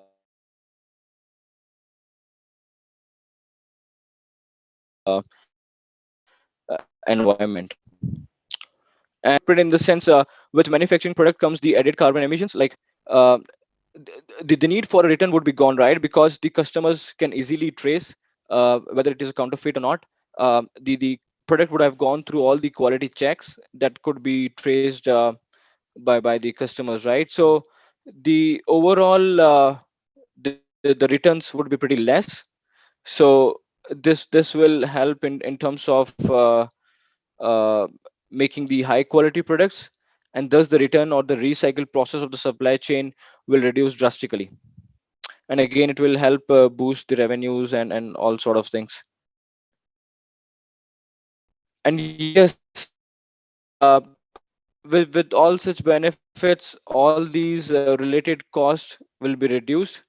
um, the main target of supply chain is to design a cost effectively or cost friendly production line, no matter how the market shifts, right? So this is how it will help eliminating the different sorts of the additional costs in terms of returns.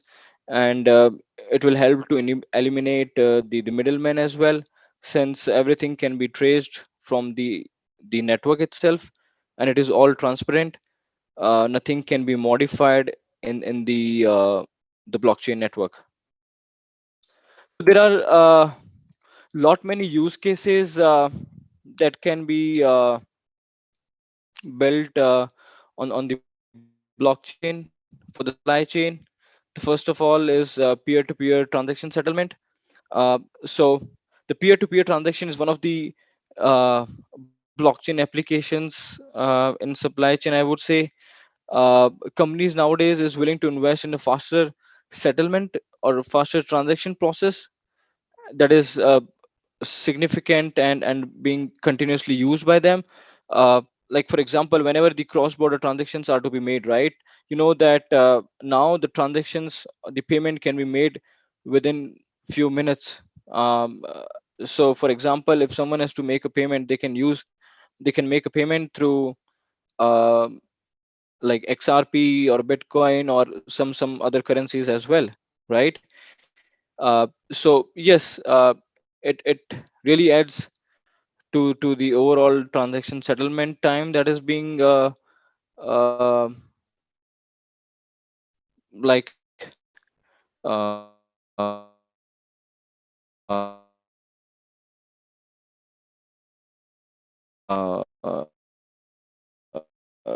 taken right now, right? And again, correct. And it offers in terms of the transparency, the audit transparency.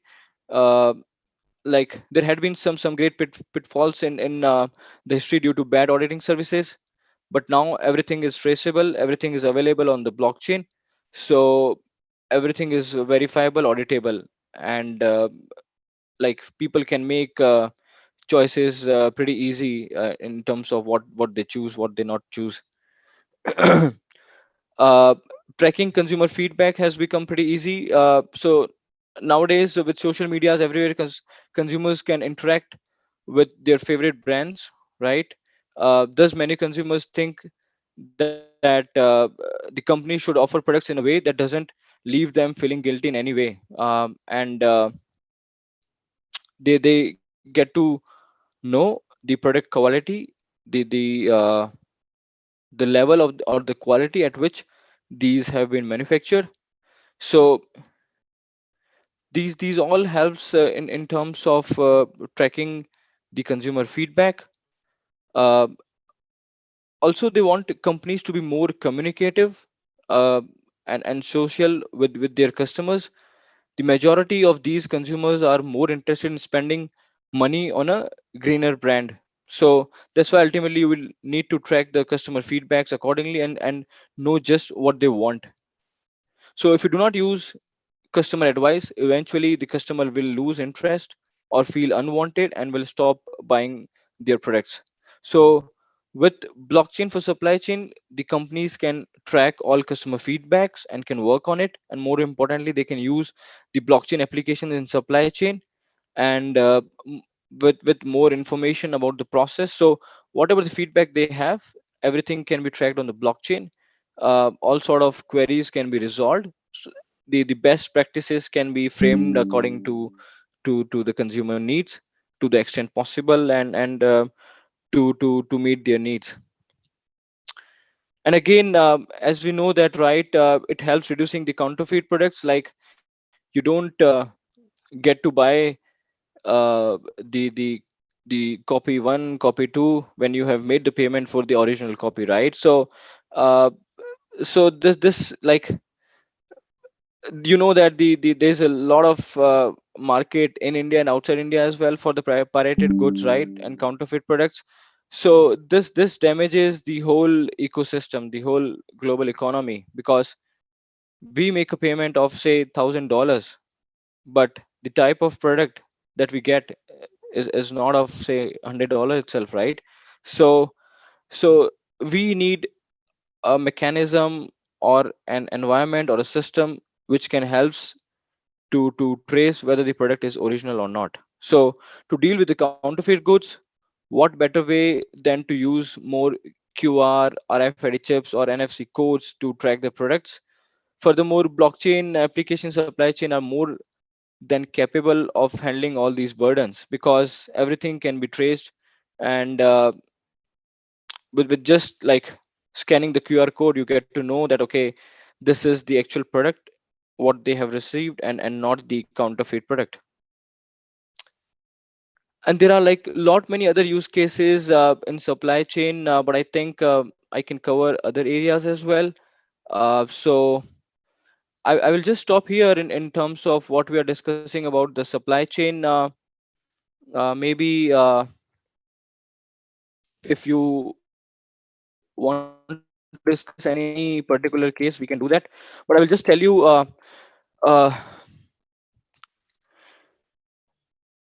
can you hear me? Is it audible? Yes, you are audible, and we have a few questions. Can we take up now or after the session?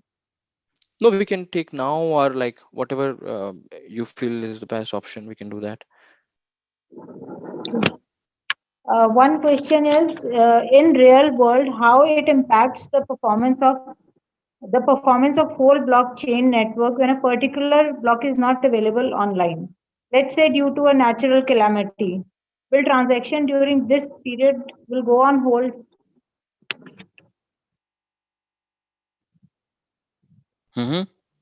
So you're saying, say, uh, say due to the internet connectivity, right? Someone is not able to update something, right? This is what you're saying.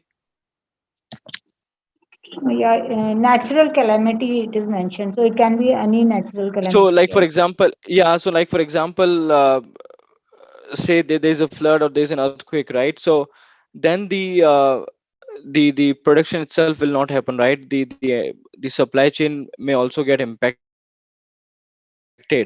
So in that case, even the production will not happen, right? So this will get halted, and again, once it is assumed, it can be tracked, and moreover there are devices which tracks everything. Like for example, if you have the IoT devices, it will track even the climate at which the good was manufactured or it was transitioned from one place to another. So irrespective of what like human does, the system will do it automatically.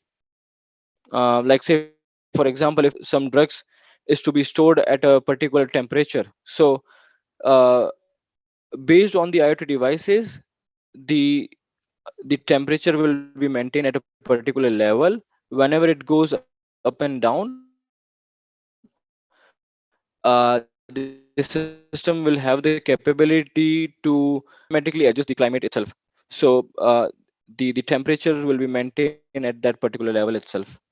And there are some devices which will help to connect all different sort of technologies, using some Oracle chains or using some integrations. So all those things will be traced accordingly. Yeah.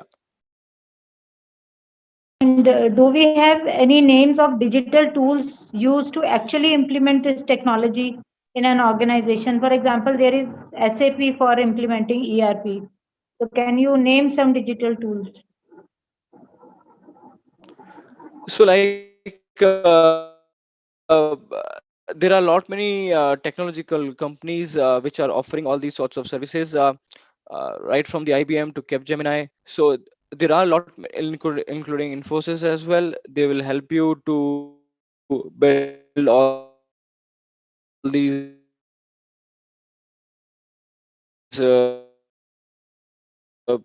network what needs to be done on the blockchain related services being offered by lot many companies.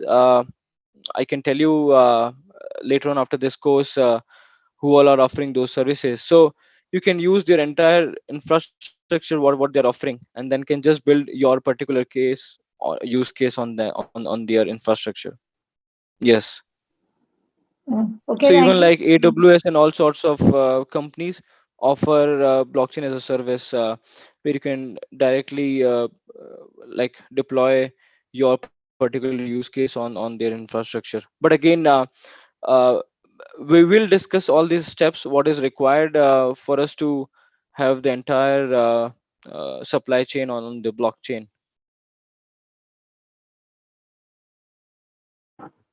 Yes, rest questions will take towards the end. You can continue. Thank you. Okay.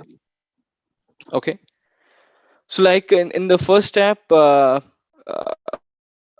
have to ensure that the manufacturer and the supplier find suitable parties who are using the blockchain platform and initiates an agreement with the smart contract, so that uh, whenever those conditions are met, the the uh, the the transactions will happen accordingly. So like for example, we spoke about the payment, right? So whenever say the conditions are met, say for example the goods have been delivered and it is of a satisfactory quality, the blockchain will automatically initiate the payment. The second step is like supplier uploads quality test documents, manufacturer checks authenticity of what is being produced, tags all the materials with the RFID chip, ships the material, and both parties track the process in real time. So that's how everything can be tracked on the blockchain environment. The third step would be the manufacturer gets the products and releases the payment, tracks all the production line, validates the final product quality test documents, adds QR code and RFID chip to the packages so that okay, all the information can be traced later on, and monitors storing in the warehouses, creates a smart contract agreement with valid distributor and ships the products. The fourth step is the distributor tracks the shipment and releases the payment upon product receipt, ships the products to the retailer, and in the next step, the retailer tracks the shipment. It's like upon receipt releases the payment to the distributor. Again, it can forecast consumer behavior based on the trends, based on the analytics, and based on the past behavior, or based on the forecast what they have seen, and offers app for the end consumer where they can trace each and every activity. And yes, that's how everything can be traced on the blockchain environment. So the customers have the application that tracks the order, and they can scan the QR code for the provenance, in the sense right from the first stage till the last stage, what has happened, and what sort of checks have been performed on the blockchain. So this was for the supply chain. I know we discussed in depth. There were like lot many cases, use cases, but that's all about the supply chain. Now we'll move forward to another use case in terms of the healthcare. So you know that again, right? Uh, the challenges what we are facing in the current ecosystem in the healthcare system. Uh, like I have already displayed on the screen, but you know that, right? Again, the type of the medicines what we get is not necessarily what we have expected. It's of uh, the quality, right? So the supply chain suffers from the adverse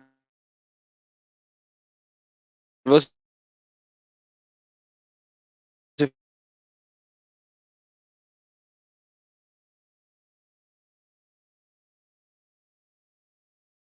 of the medicines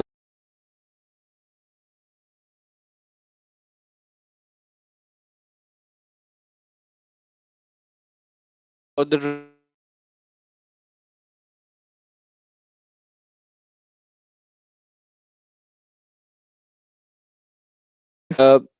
the data segmentation and the poor management. Okay, is it not that great?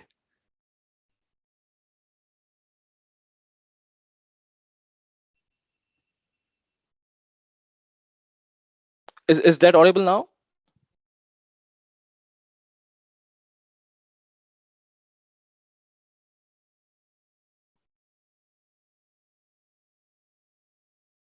Can you hear me?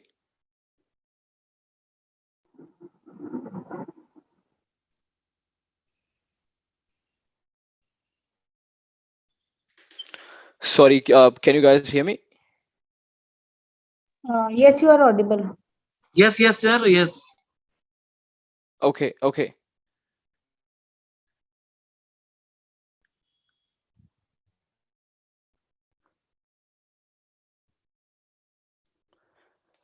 Okay, so these are all the problems in the current healthcare system. What we have, the healthcare data maintenance is another aspect where the current healthcare sector fails. Information and data about patients are scattered all over the system, departments, and like there's no way to get the right information at the right time. These all issues lead to the like delays when a physician tries to learn about the patient, right? Because they don't have information, and again the patient may have come at a stage wherein it's an emergency case, right? And again, even the patients are not in full controls, as they have too many reports from different physicians, which is hard to manage in a single place, right? So due to the lack of critical data availability, many healthcare systems fail to provide the necessary treatment to the patients. The management system is also impacted, as many like players are disorganized and are not equipped with the right tools for a smooth process. And again, if we talk about the healthcare data storage and security, so this is another problem, right? So the data is mostly sold to the third party companies, we all know that, right? And we get so many calls in terms of like they would be selling us all the healthcare related policies, right? Maybe some term plans based on our data. So there's more to the data misuse issue, right? Which can be understood by like us all, right? We have faced all such challenges. We get so many messages, we get so many calls. Yes. So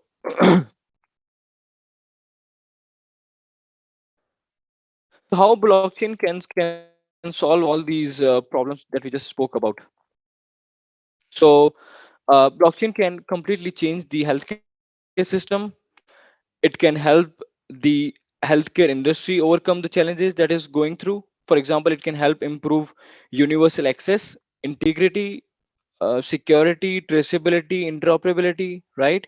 So the blockchain healthcare applications hold the key to improving the current healthcare ecosystem.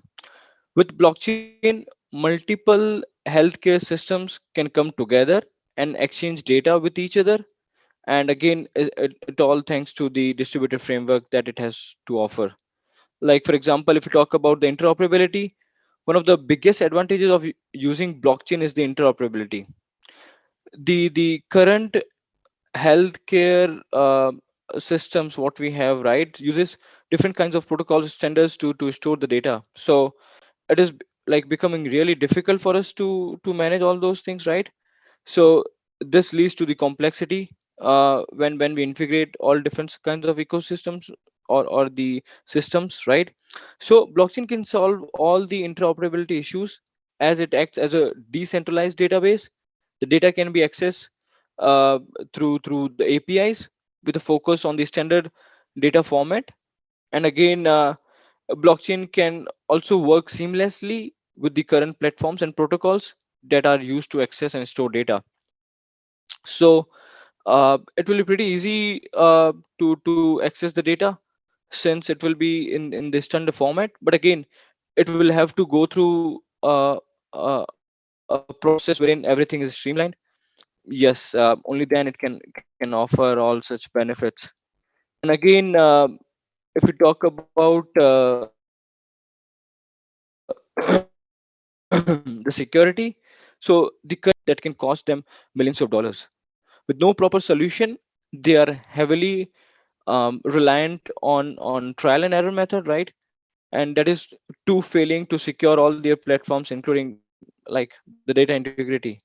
And data tampering and theft is becoming a bigger concern, and it should be properly dealt with. So blockchain utilizes the receiver can decrypt the content using the blockchain. So this is again a problem with the current healthcare system. So the current system requires maintenance across different operations, needs a specialized team to ensure that all the functions are running accordingly and are in sync. The blockchain doesn't suffer from this problem as it is a distributed, decentralized network. So the data is distributed across the network, which means that there is no single point of failure. So for example, if there's only one party to it, and if it is managing the entire data centralized, right, centrally, so if that fails, everything goes for a toss, right? No one will be able to get the data again. But if it is on a blockchain network, it is a decentralized. Each and every node like will have all the data. So this is the again reason why we can use blockchain. And again, it offers us the option of the universal access, right? So blockchain provides universal access to all its users. It is not dependent on a central authority, which makes universal access like possible, right? So it is not dependent on any centralized authority. So the authorized entities can easily access data whenever needed, and the whole process can be automated with different mechanisms, similar to again the smart contracts what I spoke about.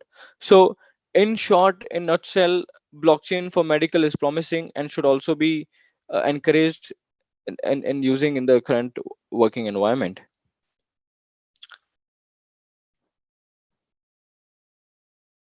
So right, we just discussed the challenges, how blockchain can solve all these problems, and these are the different use cases and the applications in the healthcare sector. So we spoke about drug traceability. So it solves drugs counterfeit by providing timestamp and immutable transactions across the supply chain, in the sense uh, everything is timestamped on the blockchain environment. You can trace the transactions right from the beginning till the end. The transactions cannot be modified, cannot be altered, cannot be tampered with. So everything is traceable. In terms of clinical trials, right? Uh, if you see that, uh, what to say, the problem is that so the clinical trial is a simple method of testing a new drug, right? And its effectiveness in a controlled environment. So it can easily take a few years to complete. Not only that, the pharmaceutical company needs to invest heavily in clinical trials. They are all adding up to these, making a lot of things at stake, right? With so much as at stake, there's no doubt that we see frauds in the clinical trials. So the companies will also not admit if they have done any fraud on their own, right? So this means that, sorry, is there anyone who wants to speak?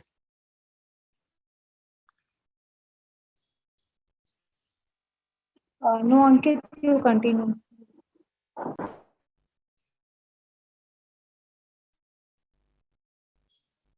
Okay, I will, yeah, sure. Like, please let me know if I'm going too fast, too slow, if I need to explain a particular topic in detail, or if I'm explaining already in too much detail, I can tweak accordingly.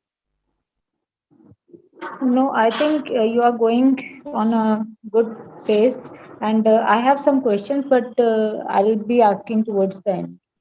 Okay, perfect then. All right. So, uh, if we just talk about the solution in terms of the clinical trials, so blockchain acts as the medium to facilitate clinical trials. If blockchain provides data integrity, it can act as a proof when the authenticity of the documents needs to be verified. It also lets add new data which requires other nodes for the verification process. It again depends on the way we have set up the overall blockchain environment. Yes, so overall the distributed network ensures that the data integrity is maintained, and also makes sure that no data can be modified without authorized access. And again depends on the public or the private kind of an environment or a hybrid. The access can be assigned to the users accordingly, uh, be it write, be it edit, be it the display access or just the read access. Yes, the simple idea of the data integrity can change how clinical trials takes place. It is a system with no loophole and can improve our healthcare for good. The term that best fits the blockchain is a system that offers proof of existence, which means that the data can be verified. So it also uses, right, SHA-256. It is a top-notch cryptographic algorithm to ensure that the data cannot be modified and hacked by any third party with the malicious intention, right? And again, if we talk about another use case, it's the patient data. You all know that, right? Whatever the challenges that we are facing. So I will just talk about the solution what the blockchain has to offer. So blockchain provides again a good way to handle patient data. It provides a structured way to store data which can be accessed by the right professionals. The patient's data can be stored on the blockchain and can only be kept accessible to the patient, the doctor who is handling the case. And again, the access can be revoked anytime, which ensures that the patient has the full authority on his medical records or medical reports. And again, that doesn't mean that not all data is inaccessible. Like insensitive data is available publicly, which then can be accessed by healthcare organization or stakeholders through APIs. So this ensures that the proper collaboration across different systems is possible. And doctors can also request data whenever possible. And again, it's up to the patient whether he wants to provide access or not. And again, he can revoke access at any point in time. And again, patients can also share their data without revealing their identity. This is extremely favorable to the healthcare institutes, as they can use uh, the anonymous data to improve the healthcare research and the systems. The patients will always have the control over their data, and they can choose, um, like they can decide who can access the data. So when we say anonymous, in the sense, there are mechanism like zero knowledge proof and all sort of things, wherein like the doctors and others can see the data. They can perform a research in terms of how many patients were suffering from ABC disease, and what was the treatment that benefited them, and that uh, like resolve their issue, or make them good, right? So these all can be helped in terms of the way we deal with the data. We have now 8 minutes, so I will try to cover some couple of other use cases.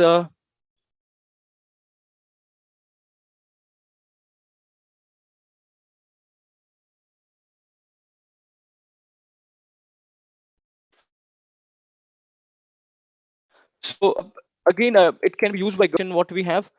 So you might already be knowing the current system what we have, but this is the way all these things can be tracked on a blockchain. And yes, uh,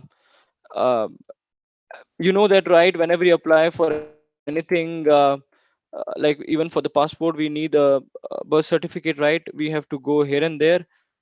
And again, we don't know whether that data is accurate or not, right? So using blockchain, um, so this is the entire process what is displayed here, like in the sense, upon the birth of a child, the doctor or the ANM in charge will log into a user interface that will act as a registration portal linked to a smart contract in the blockchain network.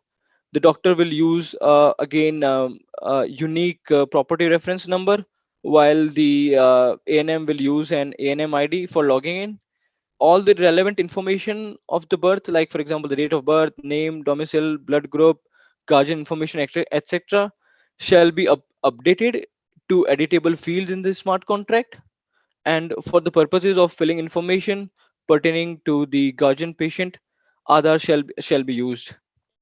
The smart contract moves to parents node, where the parents of the newborn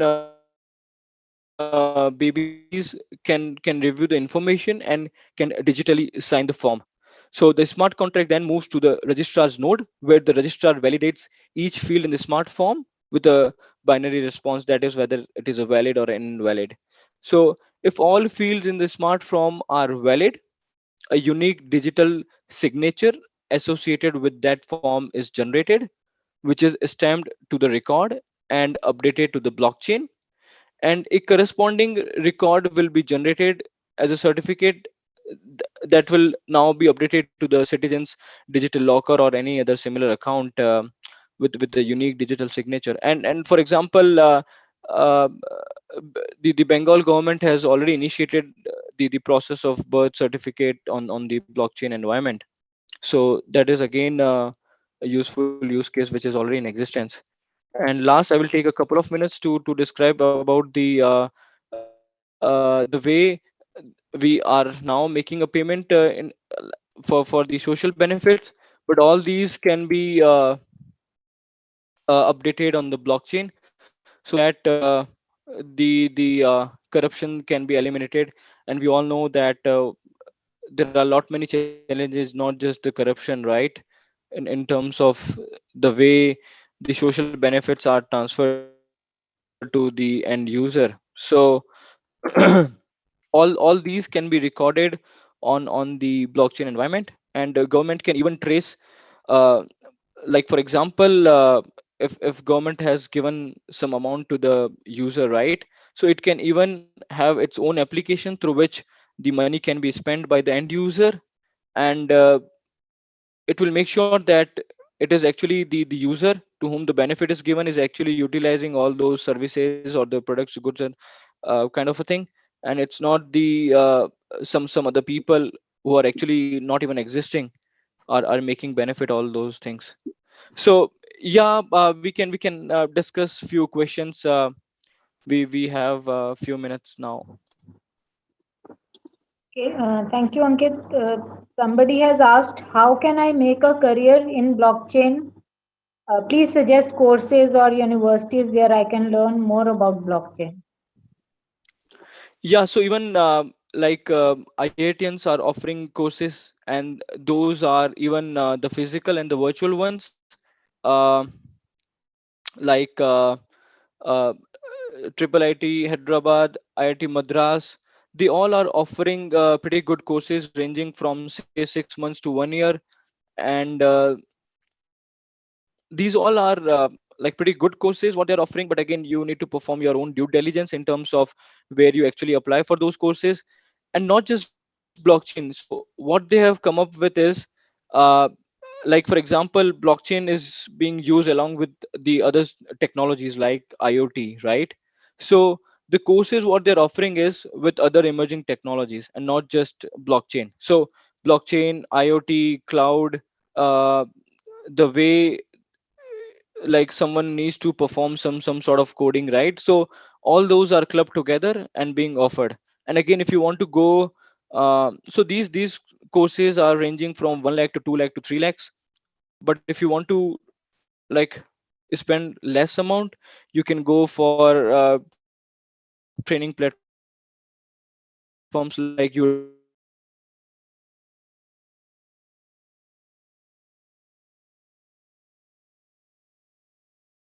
Learning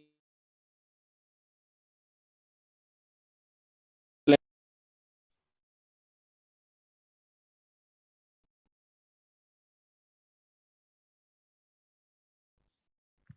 and looks like I have a bad internet sir आवाज नहीं connectivity. आ रही Now Sorry. it's okay. Now, So yes, IITians, IIT Madras, IIT Hyderabad, Triple IIT Hyderabad, they all are offering courses. Can you hear me? yeah, Ankit, you're audible. Okay. And again, as I told, there are other platforms, learning platforms like Udemy or LinkedIn Learning and YouTube and Google. Yeah, where you can spend less and learn more. One last question. When we have already an ERP in place, how will we synchronize blockchain to the existing ERP? So there are some integrations which can be used to integrate the blockchain environment, and there are like oracles which is used as an integration to integrate different environment. Yes, so integration is possible with your existing ERPs, and the data can be synced through all those other technologies or ERPs. Thank you, C. Ankit Mehta, and I think you can now switch on your video so that we can have a look at you. And it was really a great session on applying blockchain technology in business applications, and the way you answered the questions and the way you guided towards what is blockchain and how to apply. It was really wonderful. Thank you. Thanks a lot.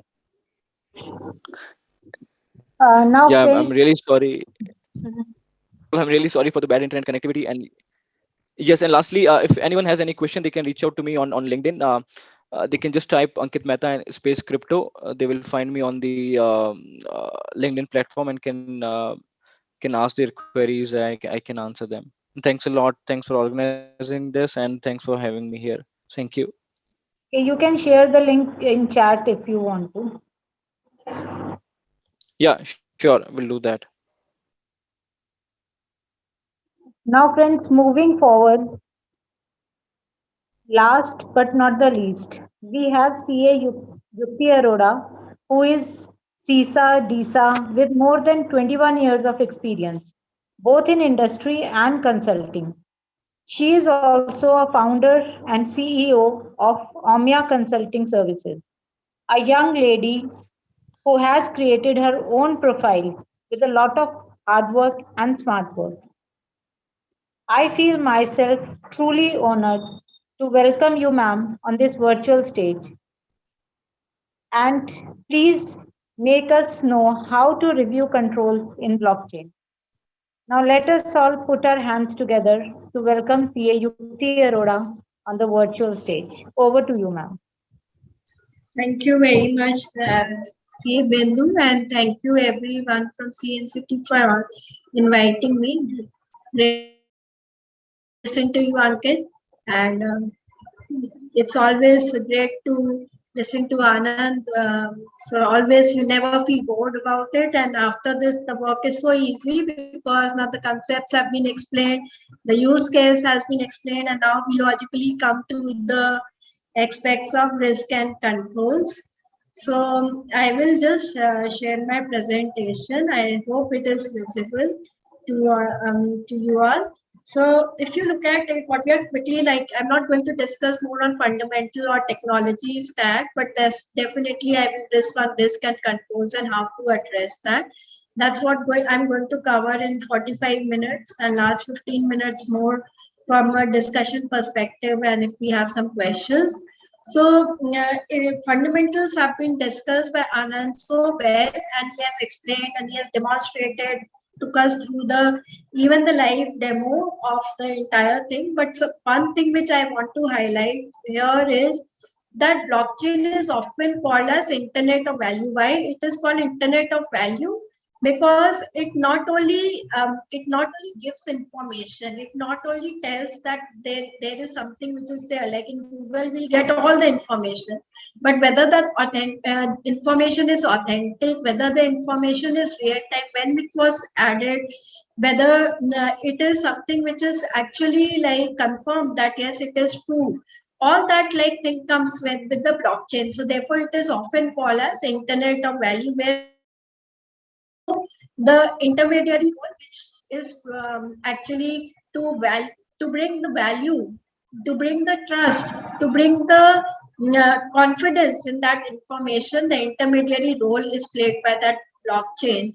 So therefore, it is often called as Internet of Value. Use case has been discussed in length by Ankit, so I won't repeat, but yes, the three broad category of use cases are record keeping, where you can actually like keep the information in a secure manner, and that too, which is something which is reliable, which is accurate, which is real time, and which is actually confirmed that yes, it is authentic and nobody can edit and change that type of information. So for that purpose, it is used. It is for transfer of value, because you know what you are getting is a real thing, and therefore you can rely on it. And the role of intermediary, which gives the confidence, is played by this blockchain. And of course, like the work of any technology which makes the things faster, accurate, complete, regular, all those like the smart contracts, automatically transactions getting recorded, posted, getting reconciled. That is the thing which the blockchain does, and therefore like these smart contracts comes and helps in that type of thing. So these three purpose: record keeping, transfer of value, and smart contract. These three actually summarize the various types of thing. Anything which you can think about record keeping, that use case you can create. Anything where you can feel that the value transfer value can be authenticated and verified and validated, that is a use case where you can see. And the automatic processing of the transactions based on the information validation, that is another purpose for which it is used.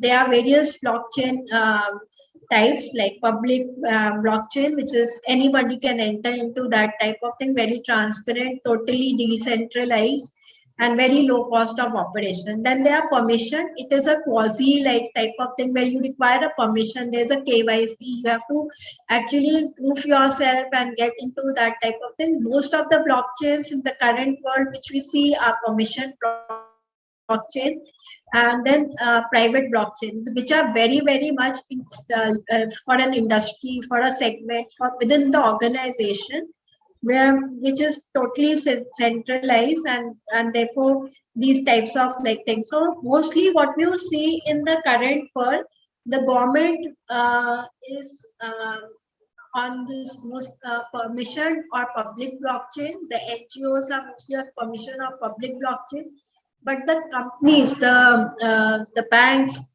the various listed companies, various types of companies which operate for profit purposes, they are using and having private blockchain.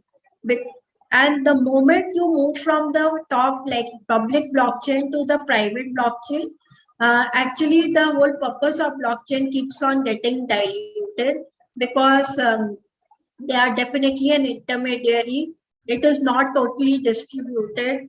Things are based on the consortium's approval. The things can be reversed, and there are like census. Although they said that's not censorship resistant, but the rules can be made to build that type of thing. So it keeps on diluting the controls when you start moving from public blockchain to a private blockchain. To understand the complete blockchain, one needs to look at the technology stack of it. Obviously, there's a business reason, there's a business value why these blockchains are implemented, but they are helped by the technology layers, which is infrastructure layer, where you have these compute which enables you to process the things at a faster pace, the information storage place, then the connectivity network part of it, and then the virtual like thing where you can interact anywhere. And for the cryptocurrency, there is a huge energy which is used for mining and all. So that's an infrastructure layer. Then there are various protocols which are available. They are participations at the network levels, and they will think. So those protocols could be permissioned or not, like permissionless. If it is a private blockchain, it will be permissioned. If it is public blockchain, it will be permissionless. Then there are various ways in which you can do this thing. It is a proof of work. That means everybody gets satisfied. The whole consortium gets, the people participating in it get satisfied. Yes, the work is completed, and then they enable the transaction to be recorded. A proof of stake, wherein they see that yes, you are the right person, this is the right like thing, and based on the value or the voting or the type of stake you have, based on that the permission is given and the blockchain data comes. And then, or there could be a fault tolerant thing wherein it allows you like to go and do. So all these are the network layers, and then there is a service layer. There are a lot of like aspects which are required to be built. You need to track everything. So there's a need of tracker, as Ankit was mentioning, Oracle. So Oracle is getting the information. For example, whether the transaction, when you are doing a supply chain, once the shipment has reached, that information flow, yes, shipment has received to the smart contract to execute is required. So those are Oracle. Then when you are doing this cryptocurrency, there you need to have those wallets, the digital wallets. So those are the service layer which are very people provide those types of services. Then the smart contract, these are the codes. They are the programs which are written to say yes, the activity is completed, and then based on the inputs from the Oracle, and then transactions are recorded. Reconciliations are automatically done. Payments are released. So those types of codes which are written, those are the smart contracts. And then the digital assets, your identity, how it will recognize the things, various types of time logs, event logs which are available. how performance layers, then the storage of various files, the connectivity issue and the connectors which are there, nodes which gets connected. And at the top layer, there is a user interface, the little logic, rule engine, which is based application integration through various types of APIs, and various types of programming languages are used. It could be Rust, Solidity, Java, multiple ways people write on the blockchain technology stack. So these are the layers. Why these are important to understand, because each of the layer brings their own nuances, brings their own risk, brings their own consideration from the control perspective. Because for instance, if the logic is not properly written or the user interface is not working, you will not be able to perform the transaction and complete the transactions, and the information will not flow. If the Oracle are not fetching the information, then in that case, your smart contracts will not be executed, and the reconciliations and various automatic posting processing will not happen. If the protocols are not well defined based on this, then the blockchain chain will not get recorded and completed. Infrastructure compute is not available, you will not be able to process, storage is not there, data will not be stored properly. So therefore, every part of it needs to be considered from a risk and control perspective.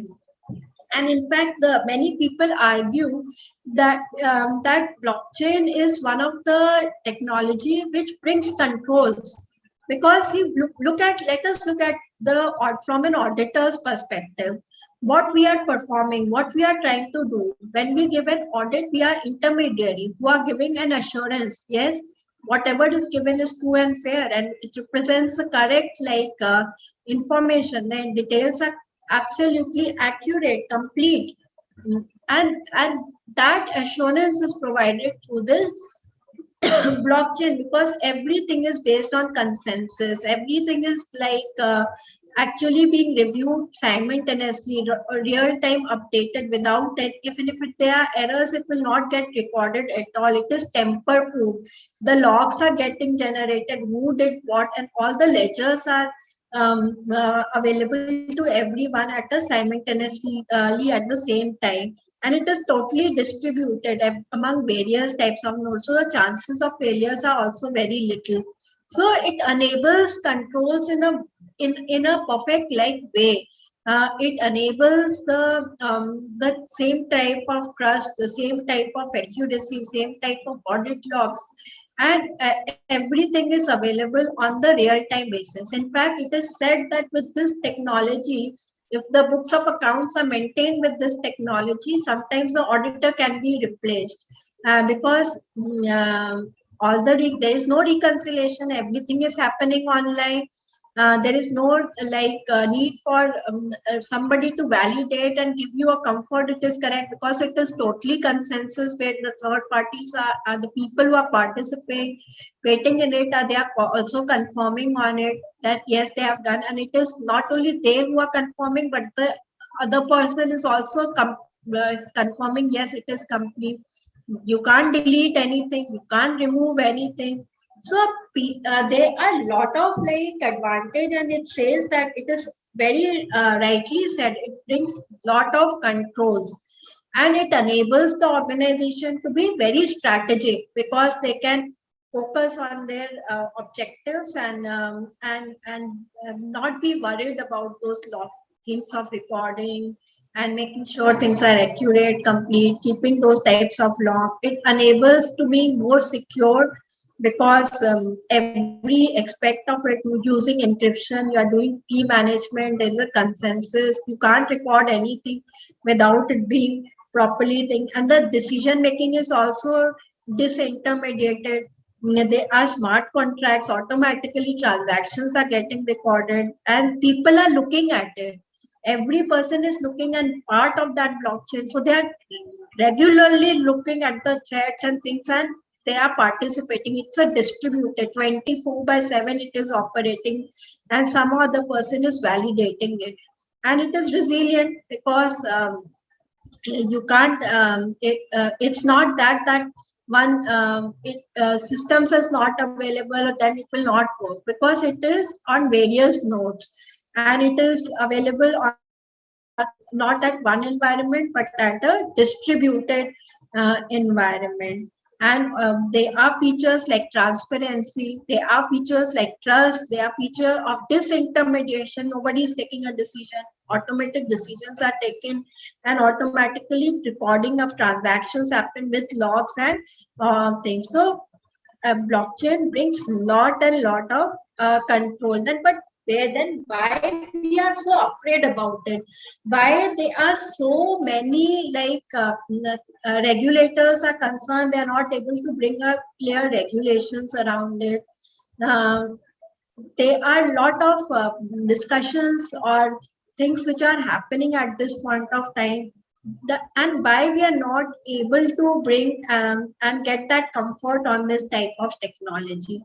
That is a point of real controversy and thing, because that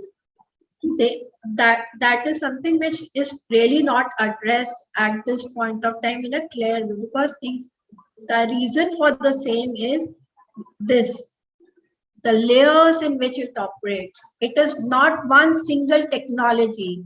It is a layer of and lot of participations of entire, like in SAP, there is one application, there is one service like ERP, and there is one system.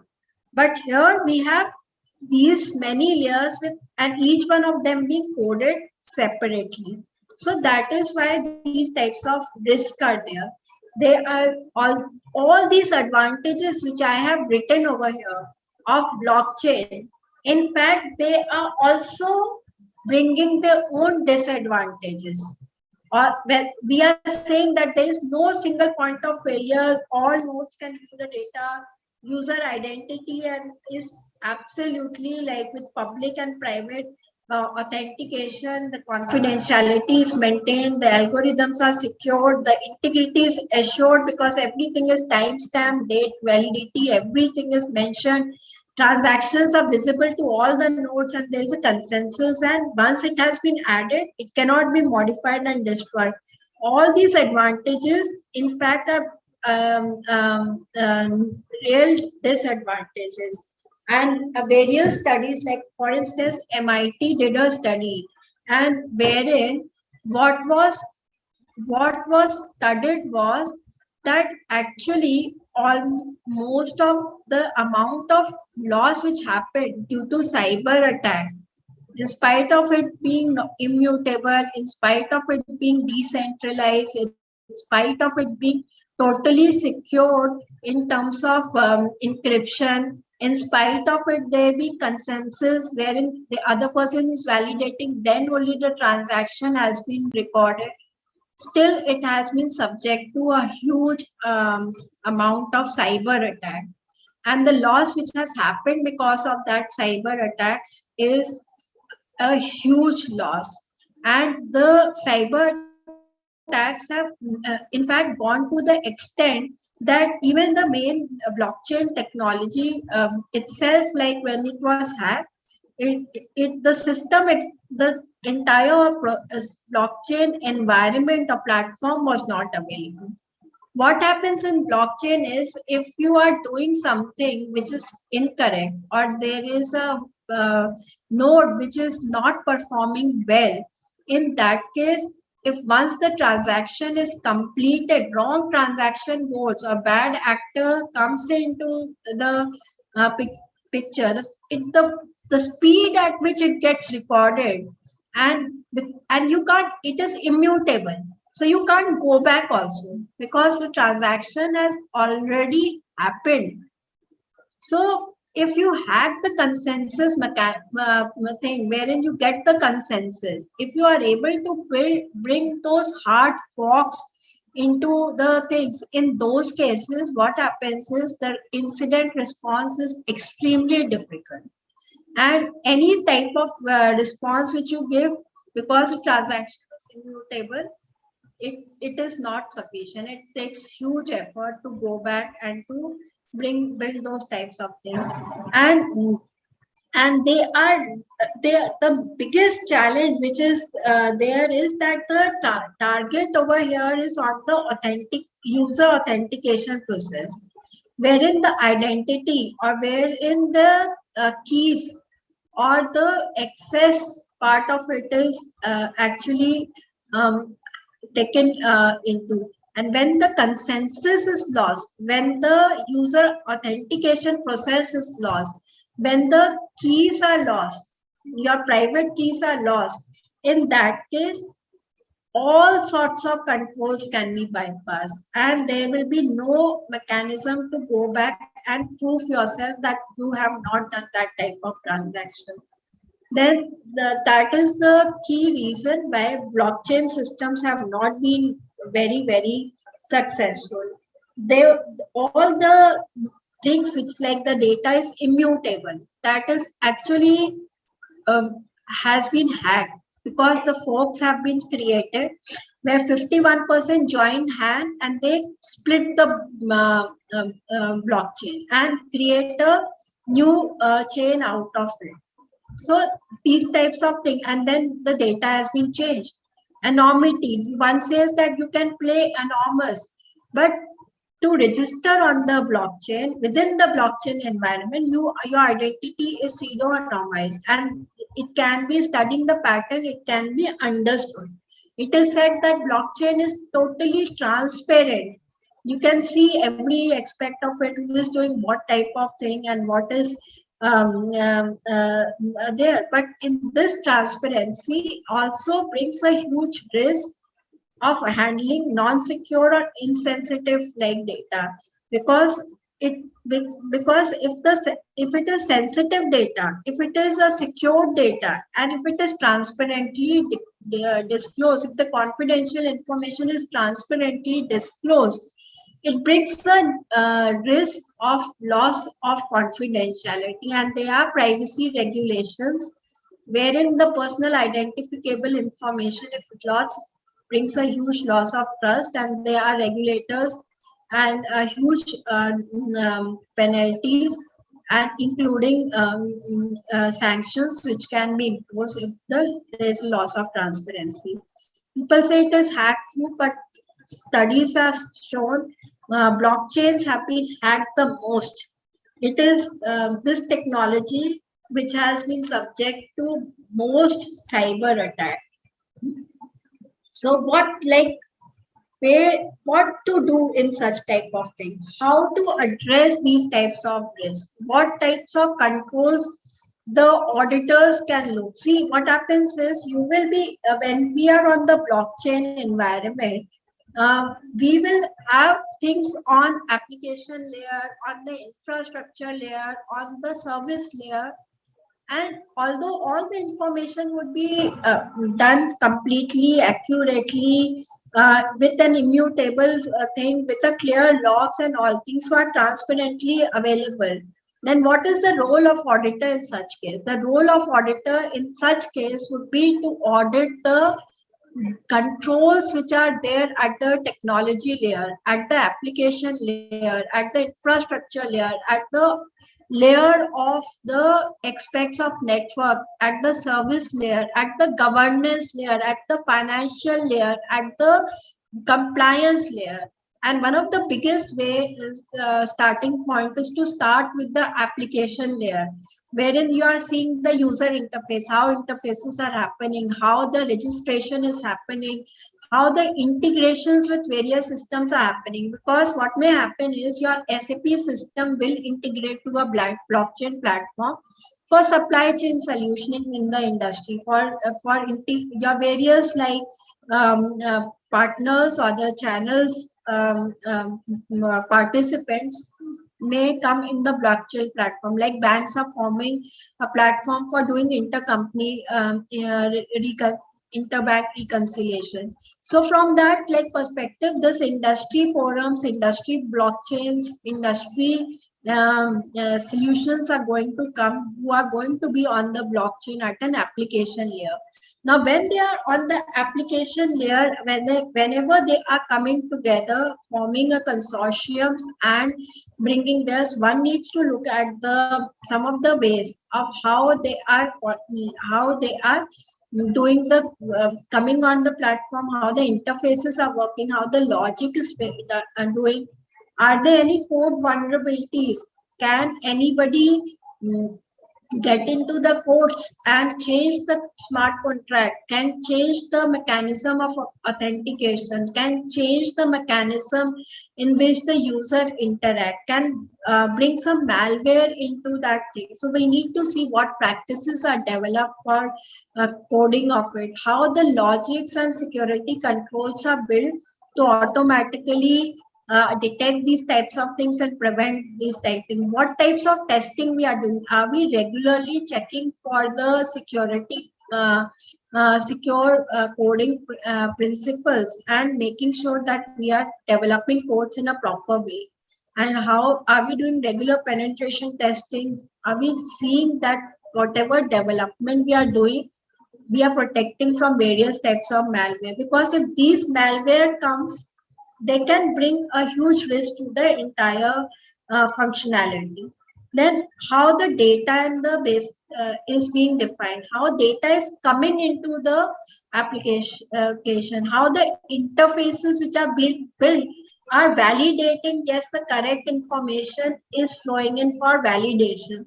So those configuration data security baseline is to be seen.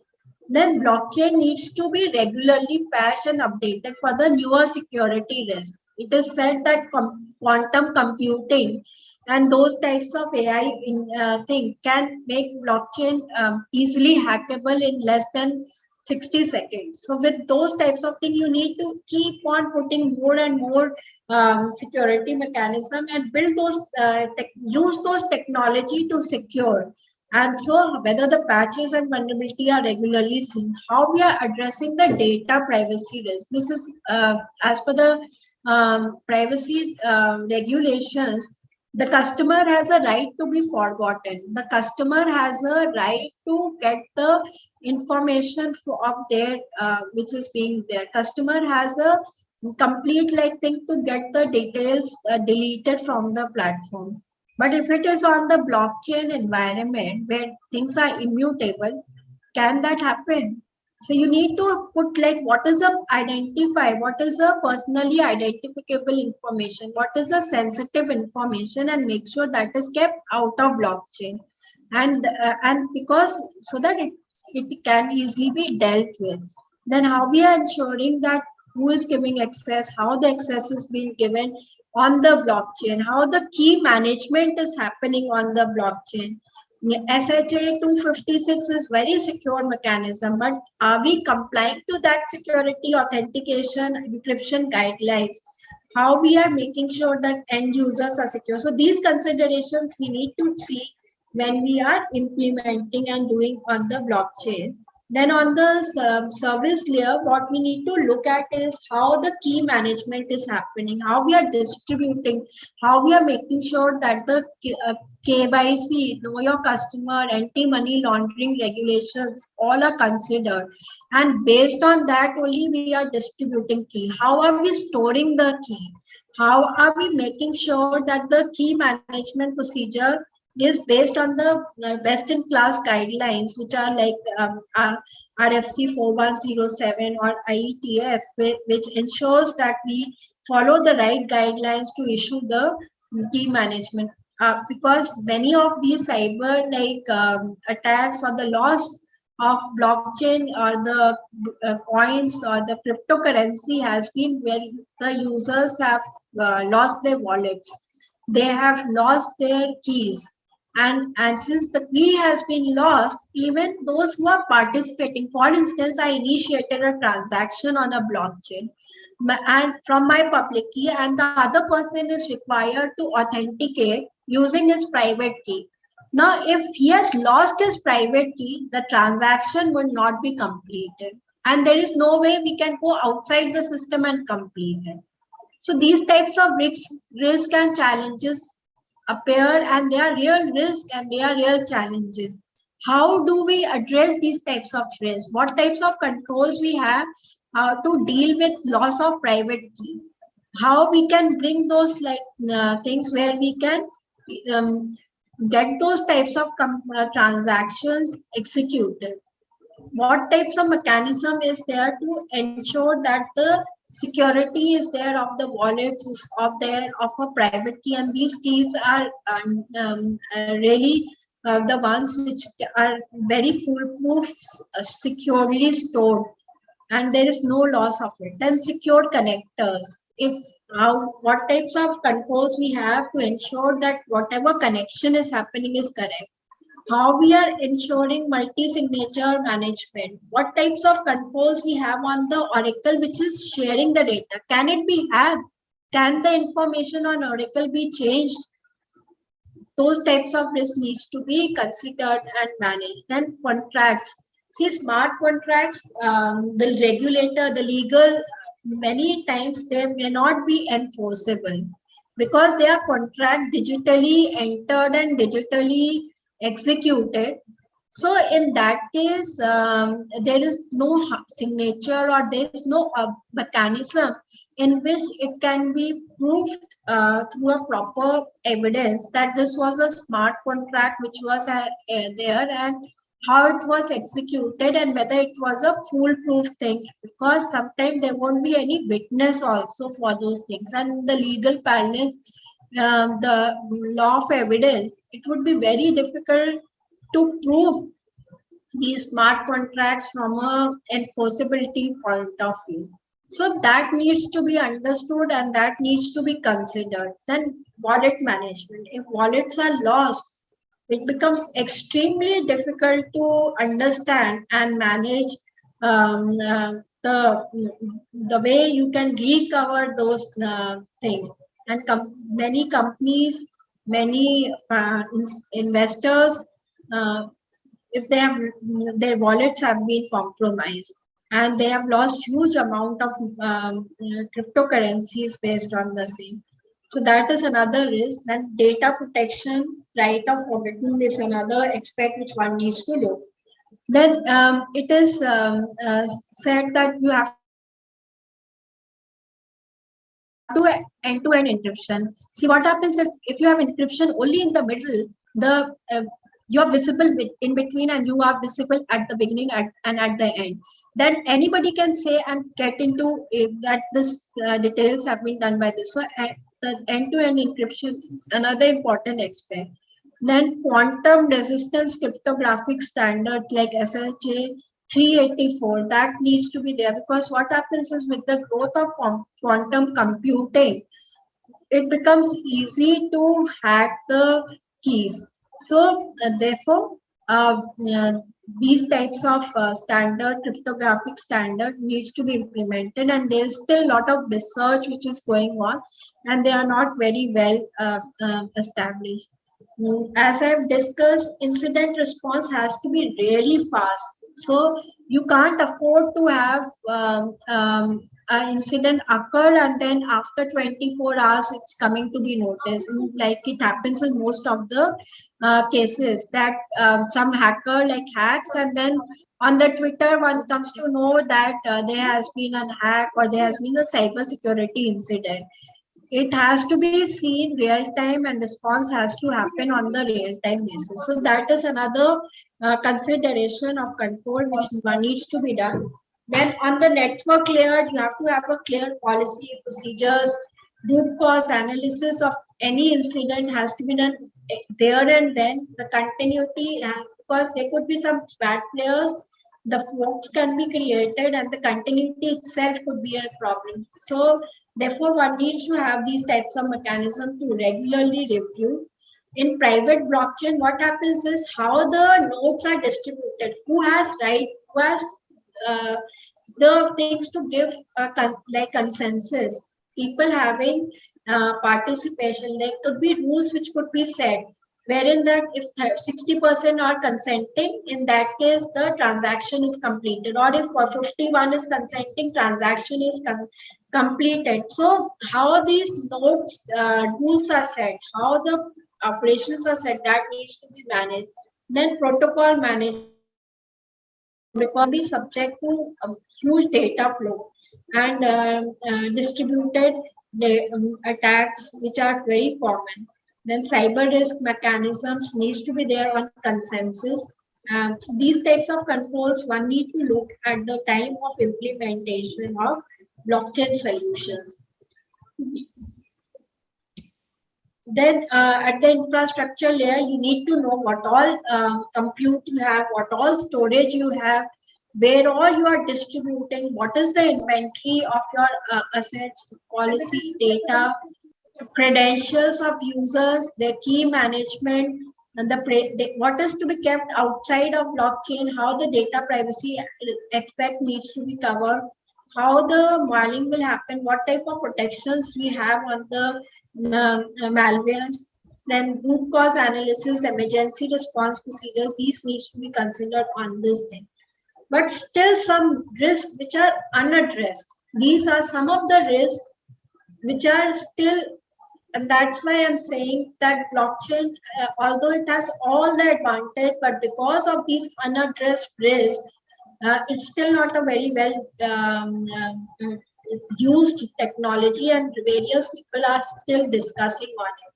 The biggest unaddressed risk is identity and access management. The getting of the users, knowing the users who are going to be there, who are there, how they are participating, their compliances with the know your customer requirement to ensure that there is no anti-money laundering, ensuring that the access is based on the to the right person. That is one of the unaddressed risk of blockchain.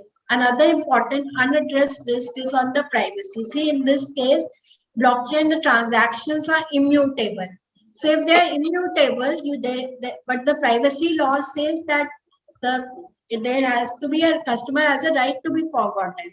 That means if the customer raises a request for deletion, the data needs to be deleted. If they ask a copy of a data, it needs to be provided. If they want that the information is permanently removed, it has to be permanently removed. If they say that it should not be visible, then that should not be visible. So based on permission only, you have to use the data, you have to work on it and retain that data. So that is one of the biggest concern of a blockchain.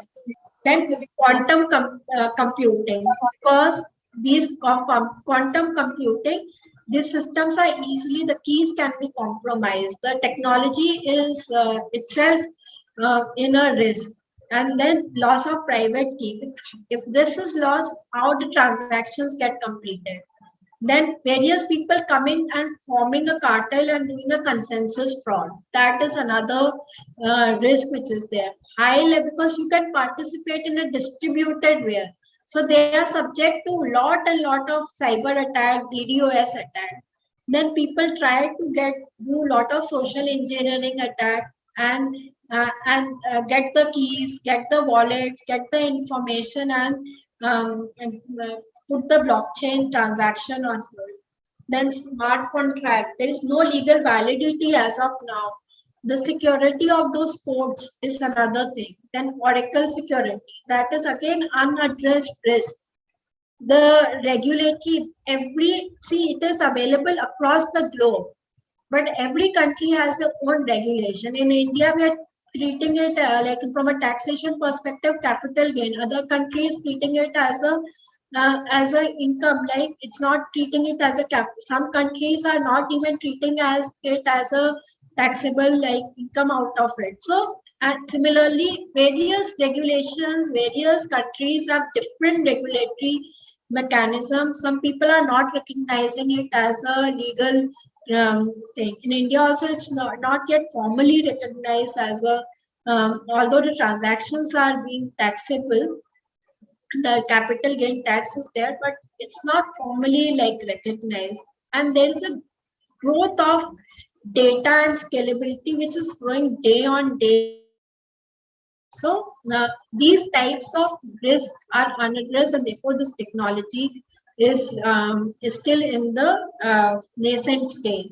And these are the for these risks only, the auditors need to look at the controls in much more depth besides the one which I have spoken. So what can be done to address these like types of things? So there needs to be these considerations on the strategy side. If you are creating a private blockchain, if you are going to participate in a blockchain, have a very, very clear objective. Have a very, very clear idea of the entire technology stack. What is going to be the value you are getting out of it? What type of transactions need to be put on the blockchain? What types of, whether it will be proof of work or whether it will be proof of stake type of thing, whether it is for record keeping or for exchange of value or for a smart contract. All these things needs to be considered. Then how we will value the actual return on the initiative which has been done. What are the key performance indicators, how we will measure those types of things. Then it is not only one person, it is not only one application, it is not only one network, it is not only one infrastructure. It's a combination of lot of things. So it will require lots of technical skill, knowledge, and people to come together. And for and the biggest challenge in implementation is blockchain is getting the people to come and participate and have a trust on technology and have a consensus on the way it is going to work. So those memorandum of understanding, those participations to a common technology, those and things or a trust on that technology, that is one of the key consideration.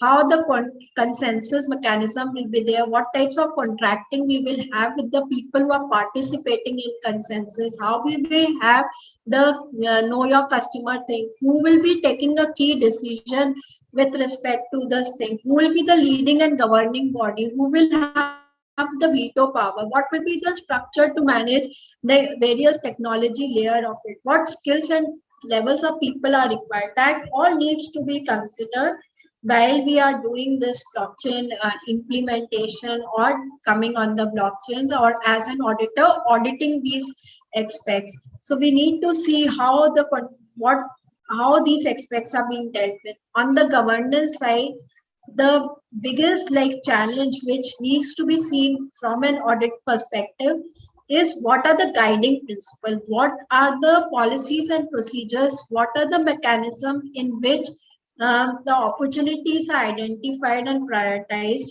who is taking the decision, who is the person who is deciding the principles, what are the this consensus mechanism we are entering into, what types of protocols we have agreed and memorandum of understanding we have, who is going, what level of participation is required, what types of reports we are going to generate to ensure the complete trust is there in that type of system, and who will own the management, oversight, and control on the entire mechanism, who is totally unbiased, who is totally not participative in this thing. So these types of decisions, these types of controls we need to do. From a process and data standpoint, we need to see how the interfaces are going to work, how the data is flowing, how the quality of data is ensured and they are checked before they come into the blockchain environment. What types of processes are there to validate the thing before it gets committed and accepted in the blockchain from a perspective that it is complete, accurate, although they are consensus, but those consensus could form a cartel and they could be some transactions which are not accurate, complete. So how those risks are addressed. And then on the technology side, the various aspects which we have discussed on the cloud, on the platforms, how innovations are managed, how cost is there, whether the return is proper or not, all these aspects needs to be seen from an audit perspective. So this was like some of the considerations from risk and controls. Thank you very much. And I'm like, we can discuss if there are any questions.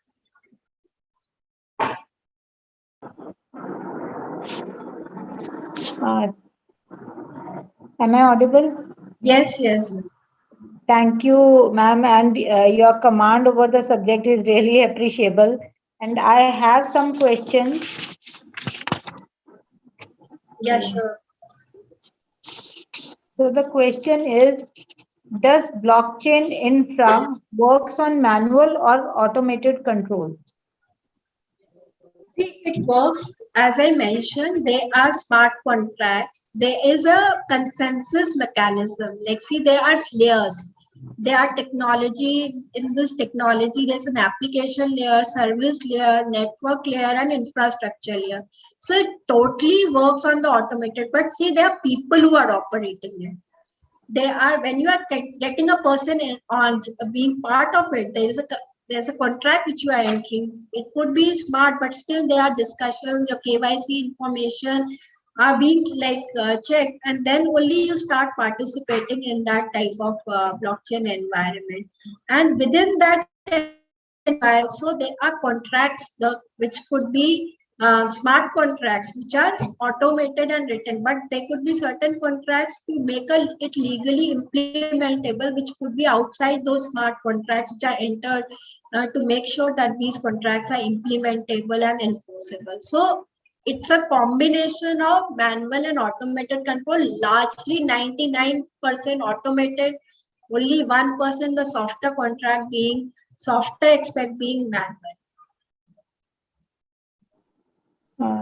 Thank you, ma'am. Next question is whether cost-wise blockchain technology can be used in MSME sectors and private companies, which are not so big like MNCs or bigger listed companies. See, there are various use cases. In fact, the government has also studied, and there are a lot of benefits because it's bringing people. Like, what is blockchain? It's the people coming together to use a common infrastructure, common application, common technology in a decentralized way. So there are definitely ways in which MSME sector and all these can come into this thing, but there has to be some governing body. There has to be someone who takes that initiative of bringing things together, and that is the biggest challenge. And the trust on that thing is the challenge which is to be addressed. And therefore, government is taking some initiatives on it with respect to record related elements, but it will take little more time for an industry forums or MSME to form like their own thing and invest in this technology, because they have their own business to run, and then this is a completely a technology initiative where a lot of understanding and various layers of technology needs to be addressed. Ma'am, are the PAN records, they are on public or permission blockchain? PAN records are on the permission blockchain because of this. They are public blockchain is where there is, and anyone can come in and anyone can verify, validate, and take a copy, and there is no like proper information which is required to get in there. But permission, you capture some basic information. You have those types of basic details which are there. So definitely they are on permission blockchain. One last question, ma'am, which is quite lengthy.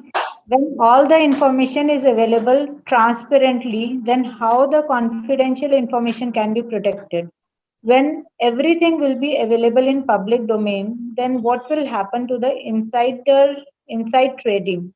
How to protect the market related information, which can have effect on the stocks of the corporate? This is the whole question.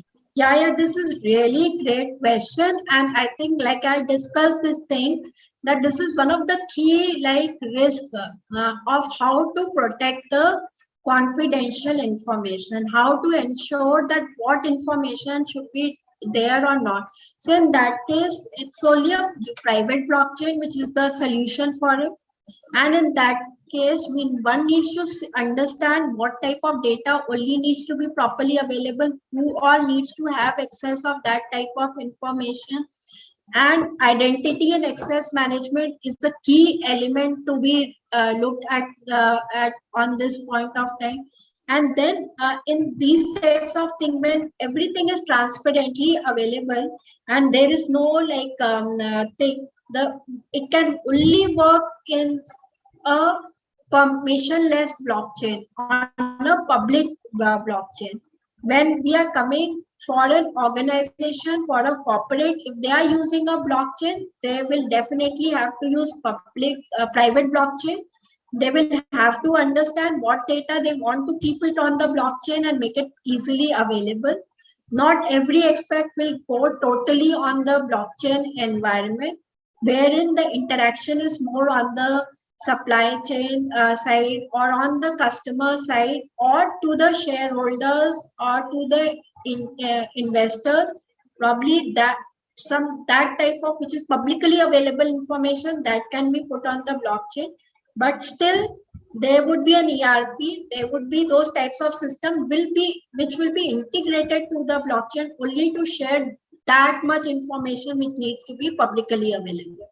So that classification, data identification, data classification, giving the access of right set of data to the blockchain technology is one of the key element of implementation of these private blockchain.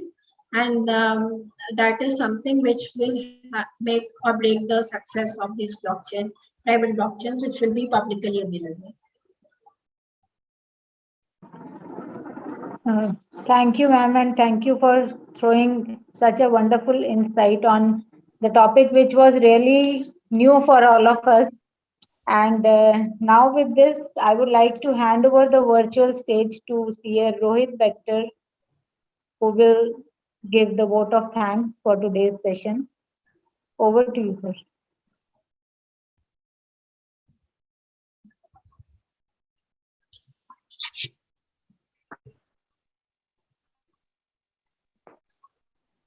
Sir kindly unmute yourself, आप अभी muted हैं.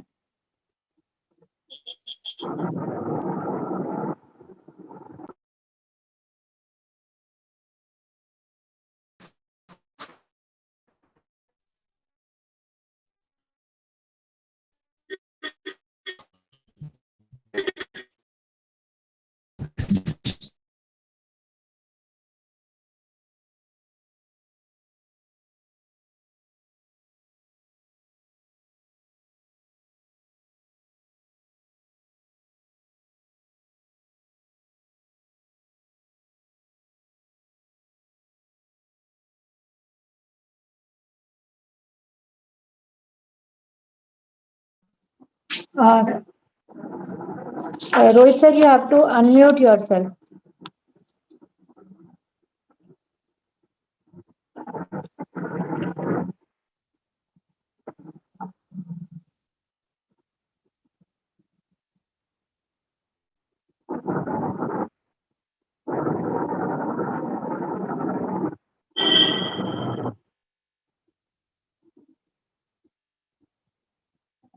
Okay, are you not able to unmute?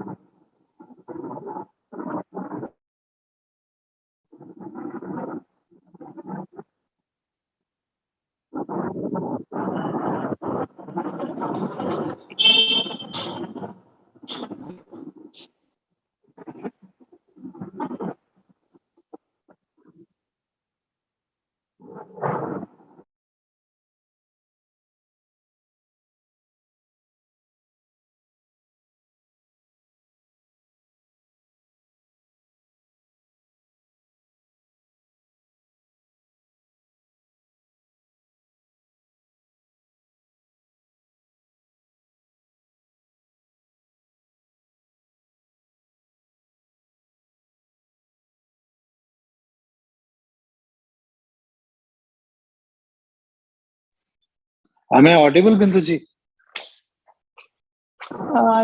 Yes, sir, you are audible now. I'm so sorry. I don't know how unmute ho hi nahi raha tha wo. I am actually, even I had a small question regarding that last question of yours, if I can ask. Yes, sure. Okay. So, ma'am, like you were saying कि एक private network भी हो सकता है, एक public network भी हो सकता है, and we can always choose कि हमने किस network में डालना है. So, I mean, you mean to say that both of these networks can be integrated in a manner that whenever we want, it can be a private only network, and whenever we want, it can be merged with a public network. No, no, no. It cannot be like that. That you can always take a decision of which one you want to private. If the one decision has been taken, it will go in private or public that way. So decision making once has to be there. So therefore, governance and the right type of decision making, the strategy, that is key to this entire blockchain implementation, and it has to be thought very, very carefully. Because when you are exposing your ERP to a blockchain, right? And you are exposing, if it is totally exposed, it will be a huge like loss of confidentiality. So you need to understand which layer of it the data which you need to integrate with your ERP to flow in the blockchain environment. And that limited portion only is available on the blockchain platform. And also the decision need to be taken that who will be giving consensus, because see the transaction needs to be there, and what type of protocol will be there, who all will be part of that like consensus mechanism, who all can participate, knowing your like customer, those types of elements also needs to be considered. Great. So that it cannot be a dynamic process. It has to be pre-decided, and accordingly, it has to be made accordingly. Yes, absolutely. The strategy and the aspects of integration needs to be very well defined. Perfect. Thank you so much. I mean, this was going on in my mind. How come it will happen? Because then, of course, it would take time, but eventually it would be beneficial only then. If it has to be pre-decided, then automatically it has to be pre-planned in advance, and then a conscious decision has to be taken regarding that. Absolutely correct. Okay. Thank you so much, Bindu ma'am. I'll give the vote of thanks and thank you. Actually, it was such a great session, and I honestly, because my son, he's also pursuing commerce, and I told him that he should have also listened to this dynamic program, because it is actually the need of the hour. Thank you so much. With this, we come to an end of a very memorable knowledge session, and first of all, I would love everybody to join their hands to thank God Almighty, who has made this seminar a resounding success for all of us. Next in line, I would like to thank the great eminent speakers, CA Anand P. Jangir, CA Ankit Mehta, and CA Yukti Arora, Vice Chairman of DAB, CA Dayanivas Sharma ji, Chairman of DAB, our very own Shri Charanjot Singh Nanda ji. And of course, the vote of thanks is also for the Chairman of the Ambala branch, who has taken this great step, CA Nitesh Kumar Gupta ji, along with our Secretary, CA Pushpinder, and our other office bearers, of course, Shri CA Deepti Jain and CA Gaurav Gupta, and our fantastic moderator, Bindu ji, who has been always a support, and she has been very instrumental in making this seminar a grand success. And of course, the question answer session, I think everybody would have had benefited from those sessions. Also, I would like to thank the Tech Master and the Zoom experts. And last but not the least, I thank you all, my friends, for your cooperation in making this seminar a resounding success. I would love to leave you all with an inspiring quote. This quote has also been written by Bindu ma'am, and I'm reading it on her behalf actually. Anyone who stops learning is old, whether at 20 or 80. But anyone who keeps learning stays young, whether at 80 or 20. So I think this is a fantastic quote, Bindu ma'am. I really appreciate and would actually practically want although many young CAs and everybody coming into this profession would actually should need to understand these new things that are coming into being, rather than the old, like I think Charanjit Nandaji in the starting said that we need to be very proactive in our approach towards this profession, as well as the things that we tend to do now, except income tax, GST. These are the things that will actually be there in the coming times, which would actually become a boon for this profession and for the students who are entering into this profession. I once again thank you all with folded hands. It was a great session. Thank you all. Thank you so much. And I would request everybody to sign off on a very, very good note after this successful program. Thank you.